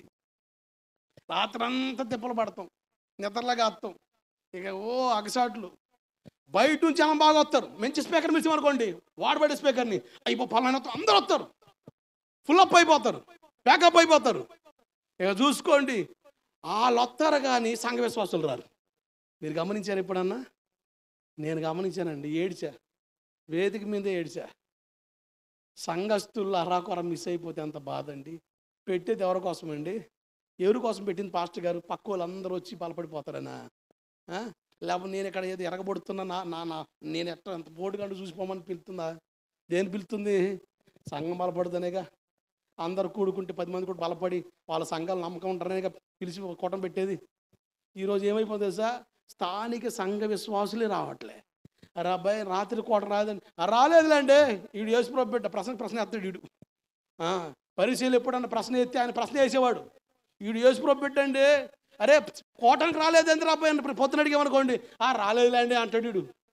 ఓరి అంత సింపుల్గా చెప్పేవరా? నిద్రలు కాసింది, తిప్పలు పడింది, దేనికి రాయ్యా? వర్షం పడితే ఒక రోజు ఆపి మళ్ళీ ఆ పాతకని ఇంకో రోజు పెట్టి పోగు చేసి ఖర్చు పెట్టి తిప్పలు పడింది, దేనికి రాయ్యా? నీకోసం కాదంటే ఈసారి వస్తలేండి, అయిపోయి సింపుల్ అయిపోయాడు. సంఘం రావట్లేదు, అందుకని మా సంగతి చెప్పిన ఎవడు రాడు చర్చిలోకి, చర్చి మన కోటలకు ఎవరు రారు బయట నుంచి. మీరు రావాల్సిందే, మీరు వచ్చి బలపడాల్సిందే. మీ కొరకే నేను తిప్పలు పడింది 7 రోజులు కోటలేదు, 30 రోజులైనా నెలకు ఒకసారి మీ కొరకి మీరు బలపడాలి అని మొదలుపెట్టా. ఎప్పుడైతే అలా మొదలుపెట్టానో సంఘంలో నూతన ఆత్మలు చేర్చడం ప్రారంభించబడ్డాయి. దేవుడికి స్తోత్రం కలుగునుగాక. సంఘం విస్తరించడం ప్రారంభించబడింది. హల్లెలూయా, హల్లెలూయా. ఇప్పుడు కూడా మా కోటలకి ఈ మధ్య కాలంలో సేవకులు, బయట సేవకులు పిలుస్తున్నా కోటలకి. ఇదిగో అయ్యగారు కొంతమంది వచ్చారు అక్కడికి, ఈ మధ్య కాలంలో పిలుస్తుంది, అంతకుముందు లేదు. నేను ఒక్కడే ఉంటా, ఎవరు ఉండరు, నేను ఒక్కడనే, సంఘమే అంతే. బహిరంగ కోటమైనా చర్చిలోనే మేమే ఉండేది. సంఘం బలపడాలా. స్థానిక సంఘ బిడ్డలు చెబుతా, నువ్వు బలపడాలి, నువ్వు కట్టబడాలి, నువ్వు నిలబడాలి, నువ్వు స్థిరపడాలి. దాని కొరకే దేవుడు సేవకుని బలపరిచి ఇంత ప్రయాస. దేవుడికి స్తోత్రం కలుగునుగాక. అది నువ్వు గ్రహించి నడిచావా? నువ్వు బలపడ్డావా? నువ్వు రేపబడ్డావా? నువ్వు నింపబడ్డావా? ఈ సంవత్సరం కోటాల్లో నువ్వు ఒక్క వ్యక్తి బలపడి నిలబడితే సేవకుడికి అది చాలు. కన్నీళ్ళు మిగులుతున్నాయి కోటలను బట్టి, కష్టం మిగిలిపోతుంది అంతే. ప్రయాస తప్ప ప్రతిఫలం కనబడతేమన్న బాధ సేవకుని హృదయంలో మిగలకూడదు. దేవుడు నిన్ను కట్టునుగాక. దేవునికి స్తోత్రం చెప్తారా? దేవుడు నిన్ను కట్టునుగాక, దేవుడు నిన్ను కట్టునుగాక. ఒక 4 విషయాలు క్లుప్తంగా చెప్పి ముగిస్తా. వాస్తవంగా అవి చెప్పడానికి నేను బలపరచబడ్డా, ఇక్కడ నిలబడ్డా. కానీ ఇప్పుడు దాకా నేను పునాది తీసుకుంటూ వచ్చాగా, తప్పదు. సేవకుల సంకాపనలు కదండి, ఒక టాపిక్ ఇస్తే నెలల తరబడి మాట్లాడుతూనే ఉంటాం. ఎందుకంటే వాక్యం జీవధార, వస్తూనే ఉంటుంది. ఎన్ని మాటలు మా నోట ఉంచినా ప్రతి మాట నిన్ను బలపరిచేదే. దేవుడికి స్తోత్రం కలుగునుగాక. హల్లెలూయా. 4 విషయాలు త్వరగా చూపు ముగిస్తా. నెంబర్ 1 చూడండి, నిర్గమాకాండం త్వరగా. నిర్గమాకాండం 4వ అధ్యాయం 23వ వచనం. నిర్గమ 5:23. నన్ను సేవించినట్లు నా కుమారుని పోని. జాగ్రత్త రండి, ఫరోతో దేవుడు మోషే ద్వారా మాట్లాడుతున్నాడు. నన్ను సేవించినట్టుగా నా కుమారుని పోనివు. సేవించినట్లు, నన్ను ఆరాధించినట్లుగా నా పిల్లల్ని పోనిమని అడుగుతున్నాడు. అదే నిర్గమాకాండం 5:1 చదవండి త్వరగా. నిర్గమాకాండం 5:1. తర్వాత మోషే అహరోను వచ్చి ఫరోను చూచి ఇశ్రాయేలీయుల దేవుడైన యెహోవా అరణ్యములో నాకు ఉత్సవము చేయునట్లు. దేవుడికి స్తోత్రం కలుగునగాక. హల్లెలూయా. దేవుడు తన ప్రజల్ని ఎందుకు పిలుస్తుందో తెలుసా? ఉత్సవం, ఆరాధన, జాతర, తిరణాల టైపులో ఆదివారం వస్తే పండగే. దేవుడికి స్తోత్రం కలుగునగాక. హల్లెలూయా. పండగ భక్తులకి ఏమో క్రిస్మస్ నెల పండగ, అలాగే గుడ్ ఫ్రైడే, ఈస్టర్ నెల పండగ. కానీ రక్షింపబడిన ప్రతి వ్యక్తికి 365 రోజుల్లో ప్రతి ఆదివారం పండగే. గట్టిగా చప్పలు కొడుతూ స్తోత్రం చెబుతారా? హల్లెలూయా. దేవుడు అడుగుతున్నాడు, నా ప్రజలు నాకు ఉత్సవం చేయడానికి, ఆరాధించడానికి, సేవించడానికి పంపించు అని. సేవకుడు దేవుడు ఎందుకు పంపాడంటే నీకు పథకాలు ప్రకటించడానికి, ఒక రాజకీయ నాయకుడిగా, ఒక డాక్టర్ నీకు వైద్యం చేయడానికి రాలేదు. సేవకుడిని దేవుడు అభిషేకించి ఎందుకు పంపాడంటే లోకమని ఐగుప్తు నుంచి కానానుకు నిన్ను నడిపించడానికి. దేవుడికి మహిమ కలుగునగాక. కానాను అనుభవంలోకి రావాలంటే నువ్వు మందిర అనుభవంలోకి రావాలి, ఆయన ఉన్న స్థలానికి రావాలి. ఆయన దిగి వచ్చే స్థలం దేవుని మందిరం, ఆయన నివసించే స్థలం దేవుని మందిరం. ఆ స్థలాన్ని వచ్చి ఆయన కలుసుకోవాలి. ప్రతి వారం, ప్రతి ఆదివారం దేవుని దగ్గర రావాలి. మీరు జాగ్రత్త చూడండి. అదే నిర్గమాకాండం 5వ అధ్యాయం 4, 5, 6, 7, 8, 9, 10, 11, 12 వచనాలు మీరు చూస్తే ఫరో ఈ మాట్లాడిన తర్వాత ఇదిగో వాళ్ళకి పనులు చెప్పే వాళ్ళతో పిలిచి అంటాడు, పని ఎక్కువ చేయండి, మీరు గడ్డి వద్దు, వాళ్ళే ఎత్తుకోవాలి, ఇటుకలు తెగించొద్దు అంటే విస్తారమైన పని. సాతానుగాడు నిన్ను దేవుని దగ్గర రాకుండా ఏదో ఒక పనిలో బంధించేస్తున్నాడు. ఏదో ఒక పనిలో ఆదివారం కూడా ప్రార్థన రాకుండా ఓటీ అని, డ్యూటీ అని ఏదో ఒక బంధకం పెట్టేస్తున్నాడు. దేవుని కొరకు నమ్మకమైన బిడ్డలుగా మనం ఉండాలి. ప్రతి ఆదివారం దేవుని సన్నిధిలో మనం ఉందుగాక. దేవుడికి స్తోత్రం కలుగునుగాక. హల్లెలూయా. విస్తారమైన పని, ఏదో ఒక పనిలో బ్లాక్ అయిపోతున్నాం. ఆదివారం రానంత పని, ఆదివారం దేవుని దగ్గర రాకూడనంత పనులు సాతాను ఎదురు తెస్తున్నాడు. చాలా విచిత్రం. పని ఉండదు. పని కల్పించుకొని పని ఉందని చెప్పే వాళ్ళు ఉన్నారు. జాగ్రత్త. ఎక్కడ నువ్వు సాగులు చెప్పొచ్చు. ఆదివారం ప్రార్థన రాలేదంటే పనికి వెళ్ళానో, లేకపోతే కుదరలేదనో, పడుకున్నానో, లేకపోతే అటెళ్ళానో, ఇటెళ్ళానో సాకులు చెప్పొచ్చు. కానీ ఒక రోజు రాబోతుంది, దేవుడిని లెక్కడిగినప్పుడు, దేవుడిని నిలబెట్టినప్పుడు సిగ్గుతో తలదించుకుంటావు. జాగ్రత్త.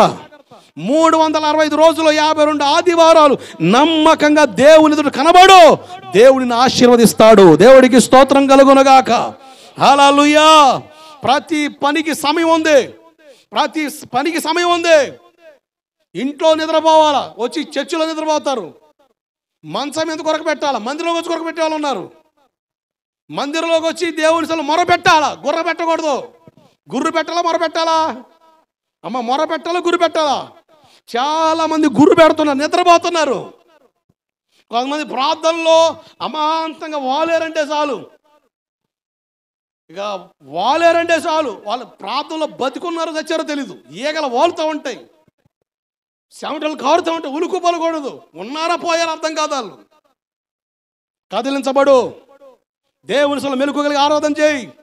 ఏదో ఒక పని నీకు అప్పగిస్తూ సాతాను దేవుని దగ్గర రాకుండా చేస్తున్నాడా? పని కంటే అధికమైన వాడు నువ్వు ఆరాధిస్తున్న దేవుడు. దేవుడికి స్తోత్రం కలుగునుగాక. హల్లెలూయా. కొంతమంది నేను ఎరుగుదును, వాళ్ళు ఆదివారం పూట కూడా డ్యూటీకి రాకపోతే నీ జాబ్ తీసేస్తామంటే వాళ్ళు రిజైన్ చేసి ఆదివారం పూట నా దేవుని సన్నిధిలో నన్ను లేకుండా చేసే ఈ పని నాకు వద్దని విడిచిపెట్టి వచ్చిన వాళ్ళని ఉన్నతమైన స్థితిలో దేవుడు పెడుతున్నాడు. నమ్మితే గట్టిగా చప్పలు కొడుతూ స్తోత్రం చెప్తారా? హల్లెలూయా. పని కొరకు ప్రభుని పక్కన పెడతావా, ప్రభు కొరకు పనే పక్కన పెడతావా? నిర్ణయం నీదే. ఆదివారం పూట ఎందుకు రాలేకపోతున్నావు దేవుని దగ్గరికి? చాలా విచారకరం. క్రైస్తవ పాలెల్లోనండి ఆదివారం అంటే ఎంత బద్ధకమో, ఎంత నిర్లక్ష్యమో. మా సహవాసంలో ఆదివారం తెల్లవారుజామున 5 గంటలకు ఆరాధన, 8 గంటలకు క్లోజు. ఎందుకు పెడతావు ఆ టైంకి? శుభ్రంగా 11:30 పెట్టవచ్చు. పెట్టే అంత మునుపు ఆడవాళ్ళు మాత్రం వస్తారు, ఈ మగవాళ్ళు రారు. ఒకవేళ రాలేదని పొరపాటున కలిసి అడిగితే, అయ్యా పొలానికి వెళ్ళానండి చూసి వద్దామని, గట్టు దగ్గర వెళ్ళిపోతుందండి. ఆ గట్టేయడానికి నేను నడుమిగిస్తే అక్కడే సరిపోయిందండి. నేను అది ముగించుకొని ఇంటికి వచ్చి కూటమైపోయింది. ఏదో ఒక సాకు. అమ్మ ప్రార్థన రాలేదు. ఈరోజు మా అయినోళ్ళకి పంచను అందుకనే అటు పోయాలే, వచ్చే వారం వస్తాగా, నీకెందుకు, అబ్బో నేను సంస్థోళ్ళవా, నీకెందుకు నేను కడతాగన్నట్టు. ఏం కమ్మ చెబుతున్నావు నువ్వు డైలాగు? అమ్మా అమ్మో, నేను అడిగేది మాకు అరక్కో నిద్ర పట్టుకో కాదు, లెక్క అప్పగించవలసిన వారికి పని చేయాలి మేము. దేవుడికి స్తోత్రం కలుగును గాక. దేవుడు అడుగుతాడు, ప్రతి ఆదివారం సీసీ కెమెరా ఉంటుంది, ఆయన కన్ను దృష్టి. దేవుడు ఫినే పల వ్యక్తి ఎందుకు రాలేదు కనుక్కున్నావా అని నన్ను అడిగితే నేను లెక్క చెప్పాలి. నేను లెక్క, నీ సేవకుని అడుగుతాడు, యశయ్య పాస్టర్ గారు ఇదిగో పల వ్యక్తి ఎందుకు రాలేదు అడిగితే లెక్క చెప్పాలి.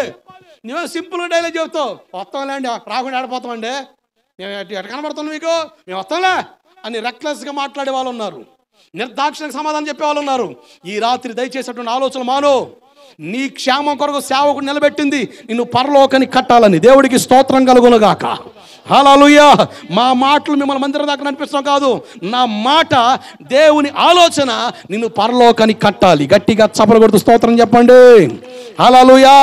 మీలో ఇంకెవరైనా విస్తారమైన పనుల చేత స్థిరత్వం లేకుండా ఈటోడు తిరుగులాడతా ఆదివారాల మందిరాలు మానుకునే వాళ్ళు ఉంటే ఈ రాత్రి నుంచి ఒక నిర్ణయంలోకి రా.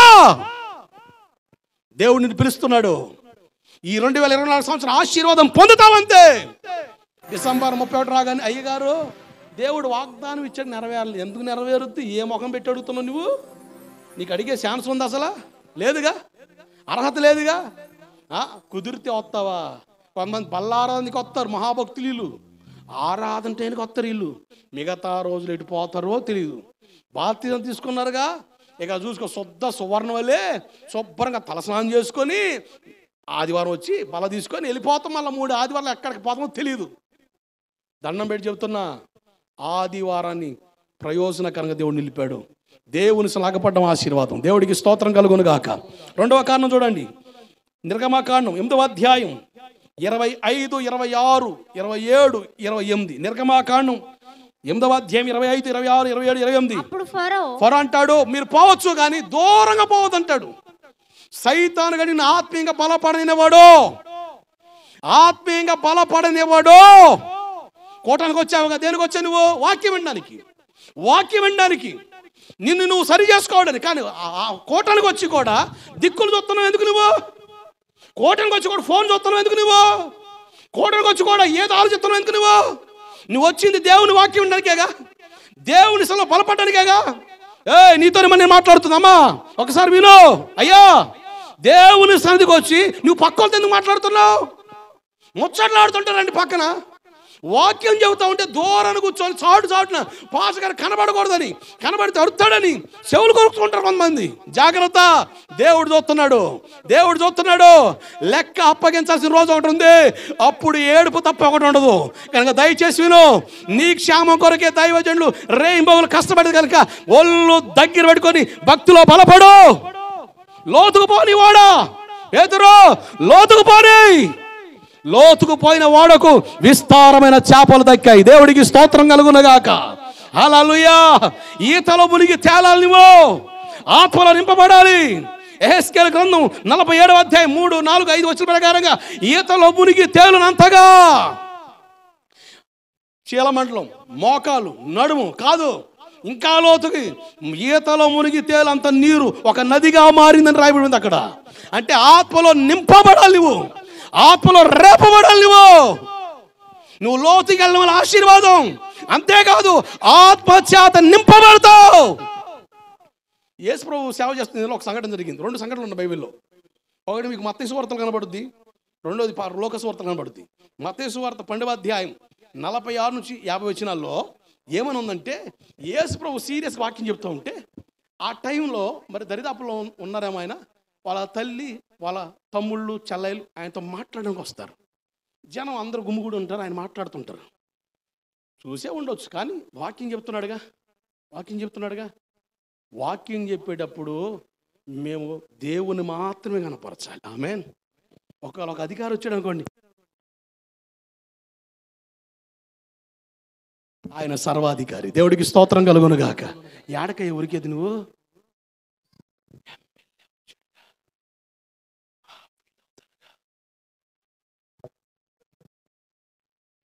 నేను చర్చిలో వాక్యం చెప్తున్నా, ఒక లోకల్ ఎమ్మెల్యే వచ్చి చెప్తున్న వాక్యం, ఆయన కాముగానే ఉన్నాడు.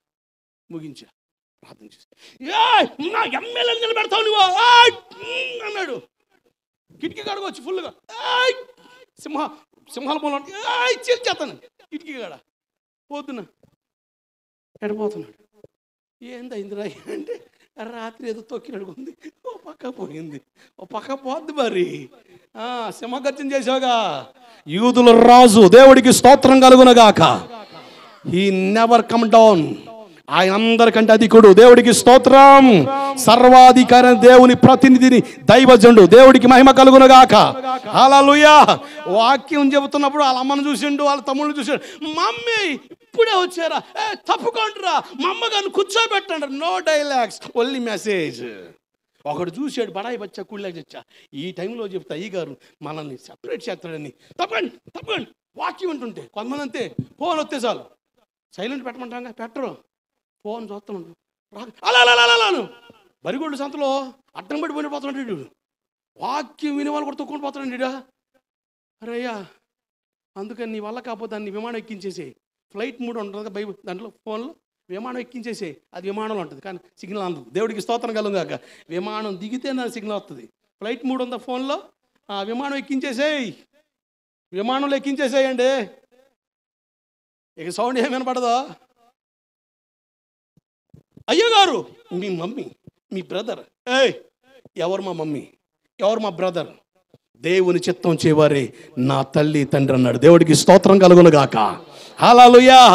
వాక్యాన్ని గణపరిచే దేవుడు, వాక్యానికి ప్రాధాన్యత ఇచ్చిన దేవుడు కనుక వాక్యం వినబడుతున్నప్పుడు విను. అది నీకు బలం, అది నీకు క్షేమం, అది నీకు ప్రయోజనం. లూకా సువార్త 11వ అధ్యాయం 27, 28లో ఒక సందర్భం ఉంది.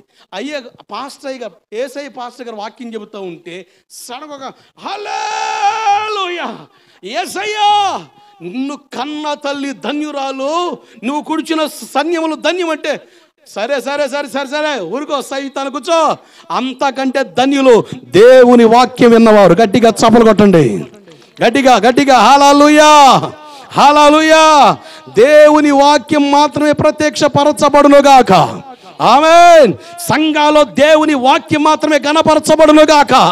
ఆయన వాక్య ప్రజలను కట్టునుగాక. ఆయన వాక్కు ప్రజలను దర్శించునుగాక.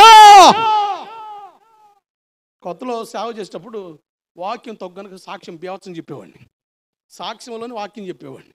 ఇప్పుడు అవసరం లే. పౌలు అంతటోడే హింసకుడు, దోషకుడు, హానికరుడు అన్నాడు. ఈరోజు సీరియల్ మాదిరిలో చెప్తున్నారు. సీరియల్ మాదిరిలో కట్టింగ్. ప్రియులరా, నా సాక్ష్యం చాలా ఉంది. తీర్తే సినిమా రాస్తే అబ్బో చరిత్రట వద్దులేనైనా ముగించే అయిపోయింది. ఇక ఫ్యాన్స్లో ఎక్కుతారు. అయ్యగారు వచ్చే సంవత్సరం పిలవాల్సింది, అయ్యగారు వచ్చే సంవత్సరం. మళ్ళీ వచ్చే సంవత్సరం వస్తాడు. మొన్న సంవత్సరం ఎంతమంది చేతులు ఎత్తండి? చాలా మంది రాలేదు. క్లుప్తంగా చెప్తానంటాడు. ఆ క్లుప్తం గంటలు ఆగుతాడు. గంటలా ఇంకా అర్థం చెప్పి, పిల్లరా ఇంకా చాలా ఉంది, అవలేదు ఈ సంవత్సరం కూడా. దేవుని చిత్తం అయితే అంటే అర్థం వచ్చే సంవత్సరం పిలవరని అర్థంగా. ఇక తత్వని పిలుతూ ఉంటే నువ్వు ఇక నాకుతూ ఉంటావు. ఇంత టైము హింసకుడు, దోషకుడు, హానికడు చాలు. ఆయన ఒక్కడే ఘనతకు అర్హుడు. దేవుడికి స్తోత్రం కలుగునుగాక. హల్లెలూయా హల్లెలూయా. నీ ఎంత గొప్ప సాక్ష్యమైనా ఆ సాక్ష్యంలో నిలిపిన దేవుడు గొప్పోడు. హల్లెలూయా. ఆయన మాత్రమే కనపరచబడును గాక, ఆయన మాత్రమే గొప్ప చేయబడును గాక. ఆయన ఎరిగి బ్రతికి తిరిగి ఆశీర్వాదం. వాక్యం వింటలేదండి.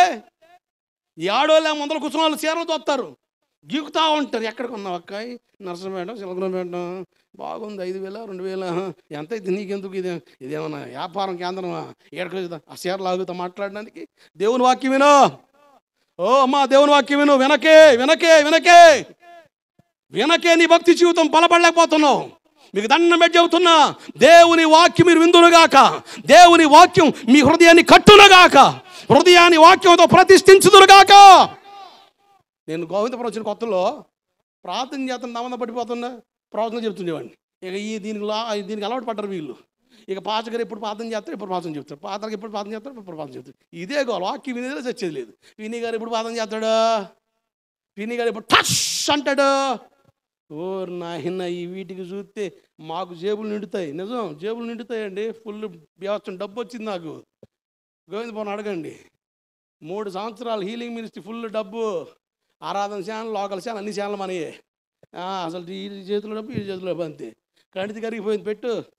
నెట్ ఏయ్ ఏయ్ హీలింగ్ మినిస్ట్రీ అది. మాకు నిండుద్ది, కానీ పరలోకం ఖాళీగా ఉండకూడదు, నింపబడు. అందుకని అయ్యో కొరాజీన బెత్సయ్య మీదుడు చేసిన అద్భుతాలు నినివేలో చేస్తుంటే వాళ్ళు ఎప్పుడో మారుమనసు పొందేవాళ్ళు అని దేవుడు ఏడ్చాడు. అద్భుతం ఒక మార్గం మాత్రమే, కానీ వాక్యం నిన్ను స్థిరపరిచేది. దేవుడికి స్తోత్రం కలుగునుగాక. హల్లెలూయా, హల్లెలూయా. ఇహలోక సంబంధమైన వాటి కొరకు మనం ఆశపడతలేదు. మన నిరీక్షణ అయితే దాని కొరకైతే మనం భ్రష్టులం, దౌర్భాగ్యులం. మనం ఆశపడుతుంది పరలోకం కోసం, దాని కొరకు కట్టబడాలి మనం. దేవుడికి మహిమ కలుగునుగాక. మూడవ కారణం నిర్గమ 10వ అధ్యాయం 8, 9, 10, 11 వచనాలు. పురుషులు మాత్రమే వెళ్ళండి, ఆడోళ్ళు పిల్లలు అందరూ ముసలి మొత్తగా ఇక్కడ ఉండండి అని. అంటే కుటుంబ సమేతంగా వాడు రానివాడు. ఎట్లా రానివాడు? కుటుంబ సమేతంగా రానివాడు. భక్తుడు అంటాడు, నేను నువ్వు నా ఇంటి వారును సంతమాగులు సెంటర్లో ఉండేదామన్నాడా? ఏమన్నాడు? నేను నువ్వు నా ఇంటి వారును అద్దంకి ఏరియాలో నిలిచేదామన్నాడా? ఏమన్నాడమ్మా చెప్పండి? ఏలుసీలు సెంటర్లో ఉండేదన్నాడా? ఏడుంటాడట? నేను నువ్వు నా ఇంటి వారును యెహోవానే సేవిస్తాం. దేవుడికి స్తోత్రం కలుగునుగాక. హల్లెలూయా. సామ్యులు 2వ పుస్తకం 7:29లో దావీదు గారు ప్రార్థన చేస్తారు, ప్రభా నీ ఆశీర్వాదం నొందినట్లుగా నా కుటుంబాన్ని ఆశీర్వదించు. అంటే అసలైన ఆశీర్వాదం ఏంటి? ఒక కుటుంబానికి వచ్చే ఆశీర్వాదం ఏంటి? మా ఆయన అయ్యగారు మా ఆయన ఆటో కొన్నాడు అయ్యగారు, దేవుడు మమ్మల్ని ఒక మెట్టు ఎక్కించాడు అయ్యగారు, చాలా హ్యాపీగా ఉన్నాను అయ్యగారు, మా ఆయన తిరుగుబోతుగా తిరుగుతుంటే చాలా దుఃఖపడి ప్రార్థన చేసిన అయ్యగారు, మా ఆయనకి ఆటో ఇచ్చాడు అయ్యగారు, మీరు వచ్చి ప్రార్థన చేయాలి అయ్యగారు అని చాలా ఆనందపడి ఫోన్ చేద్ది. ప్రార్థన చేస్తాం. వీడు ఆటోకి పోతా ఇంకో కొంప పెడతాడు. ఏ కొంప? 2వ కొంప పెడతాడు. అయ్యగారు ఆటో వచ్చిన కాడి నుంచి మా ఆయన ఇంటికి రావట్లేదు అయ్యగారు. ఇప్పుడు ఏ సమస్య మొదలైంది? అంతేనా కాదా? డబ్బు లేనప్పుడు ఒక సమస్య, డబ్బు ఉన్నంత వరకు ఇంకో సమస్య. కన్నాపురం పశ్చిమగోదావరి ఒక డాక్టర్ గారు ఉన్నారు. ఆయన సామాన్యంగా ఉన్నప్పుడు అసలు దేవుడు ఎంత బాగొచ్చాడో, సమృద్ధిగా ఆశీర్వదించిన తర్వాత నిడదవలు ఇంకో కొంప పెట్టాడు. ఇప్పుడు ఇవేడుతుంది, మా ఆయన ఇంటికి రావట్లేదు అయ్యగారు. ఇది ఆశీర్వాదమా? ఇది ఆశీర్వాదం అంటారా? దేవుని ఆశీర్వాదం తెలుసా? మీ కుటుంబ సభ్యులందరూ దేవుని సన్నిధిలో ఉండడమే. దేవుడికి మహిమ కలుగునుగాక. ఒక్క డెక్క విడబడకుండా ఇశ్రాయేలు ఐగుప్తును ఇచ్చినట్టుగా నీ ఇంటి వారందరూ ఆయన సన్నిధిలోకి వచ్చుదురుగాక. చెప్పండి ఆమేన్. నీ ఇంట్లో ఉన్నవారు ప్రతి ఒక్కరు ఆయన సన్నిధికి వచ్చుదురుగాక. కుటుంబాలు ఆయన సన్నిధికి వచ్చుదురుగాక. 128వ కీర్తన ఎవరి కోసం? వీళ్ళ కోసమే. యెహోవా యందు భయభక్తులు కలిగి ఉన్నవాడు ఆశీర్వాదం. మన కోసం రాత్రి ఎట్లా తెలుసా? నీ ఇంట నీ భార్య ఎట్లుంటుంది? ఒకవేళ మన గురించి బైబిల్ మనకు అనుకూలంగా రాస్తే బైబిల్ ఆ రిఫరెన్స్ ఎట్లా రాయాలంటే, నేను అంటాను నీ ఇంట నీ భార్య ఎట్లా తెలుసా? పత్తి కంపలాగా ఉంటుంది. ఎట్లుంటుంది? ముళ్ళ కంప. నీ పిల్లలు నీ భోజన బల చుట్టూ పిచ్చి మొక్కల్లాగా ఉంటారు. ఎట్లా ఉంటారు? పిచ్చి మొక్కల్లాగా ఉంటారు. కనుక సియోనులో నుండి దేవుడు నిన్ను ఆశీర్వదించలేడు అని చెప్పాలి. ఇది మన 108వ కీర్తన. కానీ భక్తుడైన దావీదు గారు అంటాడు, కీర్తనగాడు అంటాడు, భయభక్తులు కలిగి ఉన్నవారు ఆయన సన్నిధిలో కనబడేవారట నిత్యం ఆశీర్వాదకరంగా ఉంటారు. దేవుడికి స్తోత్రం కలుగునుగాక. నిత్యంగా నీ చేతుల కష్టజితం నువ్వు అనుభవించుదువుగాక. నీకు మేలు కలుగునుగాక, నీకు శుభం కలుగునుగాక. కనుక నీ ఇంటి వారందరూ దేవుని సన్నిధిలో ఆశీర్వాదం. నీ భర్త ఎక్కడున్నాడు ఈరోజు? నీ బిడ్డ ఎక్కడున్నాడు ఈరోజు? కోటంలో ఉన్నాడా? ప్రార్థనలో ఉన్నాడా? సన్నిధికి వచ్చాడా? కాదు, లేదు. ఎక్కడో సెంటర్లో ఉంటాడు, ఏదో చేస్తుంటాడు, ఏదేదో ఎక్కడెక్కడ ఉంటాడు. నువ్వు మాత్రం ఇక్కడ ఉంటావు, నిద్రమొహం వేసుకొని ఎప్పుడు చూసినా ఇక పోయే కాలం దాపరించిన దానిలాగా అట్ట చూస్తూ ఉంటావు. ఇంకంతే, ఉలుకొండదు పలుకొండదు. ప్రార్థన చేయి, కనిపెట్టు, గోజాడు, నీ భర్తను సంపాదించుకొందువుగాక. దేవుడికి స్తోత్రం కలుగునుగాక. హల్లెలూయా. చివరిగా అదే నిర్గమాకాండ 10వ అధ్యాయం 24, 25, 26 వచ్చిన ప్రకారం చూస్తే దేవునికి ఇవ్వదంటాడు. దేవునికి ఇస్తే మనం ఆశీర్వదించబడతాం. ఆమేన్. హల్లెలూయా. నేను 2.5 లక్షల అప్పు అయ్యా. 2.5 లక్షల అప్పు ముగింపులోకి వస్తున్నా. 2.5 లక్షల అప్పు. అప్పుడే పెళ్ళయింది. మా వాళ్ళు ఎవ్వరు పెళ్ళికి రాలే. అసలు మా ఫ్యామిలీ మొత్తం కంప్లీట్ బ్లాక్. క్రిస్టియన్ మ్యారేజ్ చేసుకుని నో ఎంట్రన్స్ అంతే. సంఘస్థులు నిలబడి వివాహం చేశారు. ఎట్లా చేశారు అంటే ఒక ఎమ్మెల్యే కొడుకు పెళ్ళి ఎట్లా జరుగుతుంది అంత గ్రాండ్గా చేశారు, అద్భుతంగా. రాజకీయ నాయకులకే అసలు కన్ను అదిరింది, అసలు ఏందిరా ఇది అని. అంత అద్భుతంగా వివాహం జరిగింది, సంతోషమే. కానీ అప్పు మిగిలింది, 2.5 లక్షల అప్పు. నా జీవితంలో ఏం చేయాలో అర్థం కాలేదు. ఎప్పుడు కూడా నేను డబ్బులు చేతుల్లో అంతవరకు పట్టుకోలే. అసలు ఈ 2.5 లక్షల అప్పు, వడ్డీ 5 రూపాయల వడ్డీ, 10 రూపాయల వడ్డీ, ఏం చేయాలా?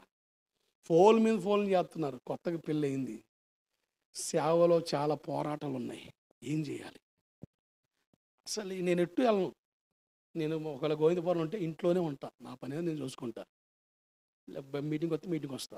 ఇంకంత 13 సంవత్సరాలు అక్కడ ఉన్నా బజార్కి వెళ్ళి కూర్చోవడం, బజార్లోకి వెళ్ళి టిఫిన్ చేయడం, లేకపోతే రోడ్ల మీద కూర్చొని బాత, కానీ ఈ ఈ ఈ వ్యవహారం లేవు. ఇంట్లోనే ఉంటా. ఎందుకంటే నాకంటే ఒక నియమం ఉంది, ఒక పద్ధతి ఉంది, దాన్ని కాపాడుకోవాలి. నేను దైవజనుడిని, నా అర్హత, నా విలువ నేను కాపాడుకోవడం నాకు ధర్మం. ఇక్కడికి వెళ్ళేవాడిని కాదు, అది అలవాటు నాకు. ఇక నిద్రపోదామని కళ్ళు గట్టిగా మూసుకున్నా కూడా నిద్ర రావట్లే. ఒక మాట గుర్తుకొస్తుంది, విశ్వాసులు చెప్తావుగా నువ్వు కష్టాలుంటే ప్రార్థన చేయమని, ఇప్పుడు నువ్వేం చేస్తున్నావు నా, కానీ వెంటనే మోకరించి ప్రార్థన చేద్దామని. ఏడుపు తప్ప ఏమీ రావట్లే, ప్రార్థన రావట్లే, ఏడుస్తూ ఉండిపోయా. అసలు సేవ చేయలేనేమో, ఇక అయిపోయింది. ఇక సేవ మానుకొని కప్పులు తీర్చుకోవడం సరిపోద్దేమో, సంఘం చిన్న భిన్నం అయిపోద్దేమో, ఇక ఏంది పరిస్థితి అది అంత ఆలోచించి ఏడుస్తూ ఉన్నా. ప్రభా, నా వల్ల అయితే కాదు, నేను ఇక్కడ ఉండమన్నావు, నీ కొరకు వైరాగ్యం కలిగి నిలబడ్డా, నా కుటుంబం దూరం అయ్యా, నాకంటూ ఎవరు లేరు ఈ ప్రాంతంలో, రక్త సంబంధాలు ఇక్కడ నాకు లేరు, నువ్వు నిలబెట్టిన ఈ విశ్వాసులే, ఈ కుటుంబమే నాకు ఎవరు లేరయ్యా అని ఏడుస్తూ ఉంటే ఒక మెల్లని స్వరం వినబడుతుంది, భయపడకు నేనున్నాను. ఆ శబ్దం నాకు వినబడగానే ఇక నాకు ప్రార్థన రావట్లేదు, అసలు మాటలు రావట్లే, ఏడుపు తప్ప ఏం రావట్లే. ఇక ఆ పదం పట్టుకొని రాగం తీస్తున్నా, భయపడకు నేనున్నానని సెలవిచ్చిన యేసయ్యా, నీవు ఉన్నావని, నీవు వస్తావని, నీవు ఉన్నావని, నీవు వస్తావని ఆశతో నేను ఉన్నానయ్యా, ఆశతో నేను ఉన్నానయ్యా.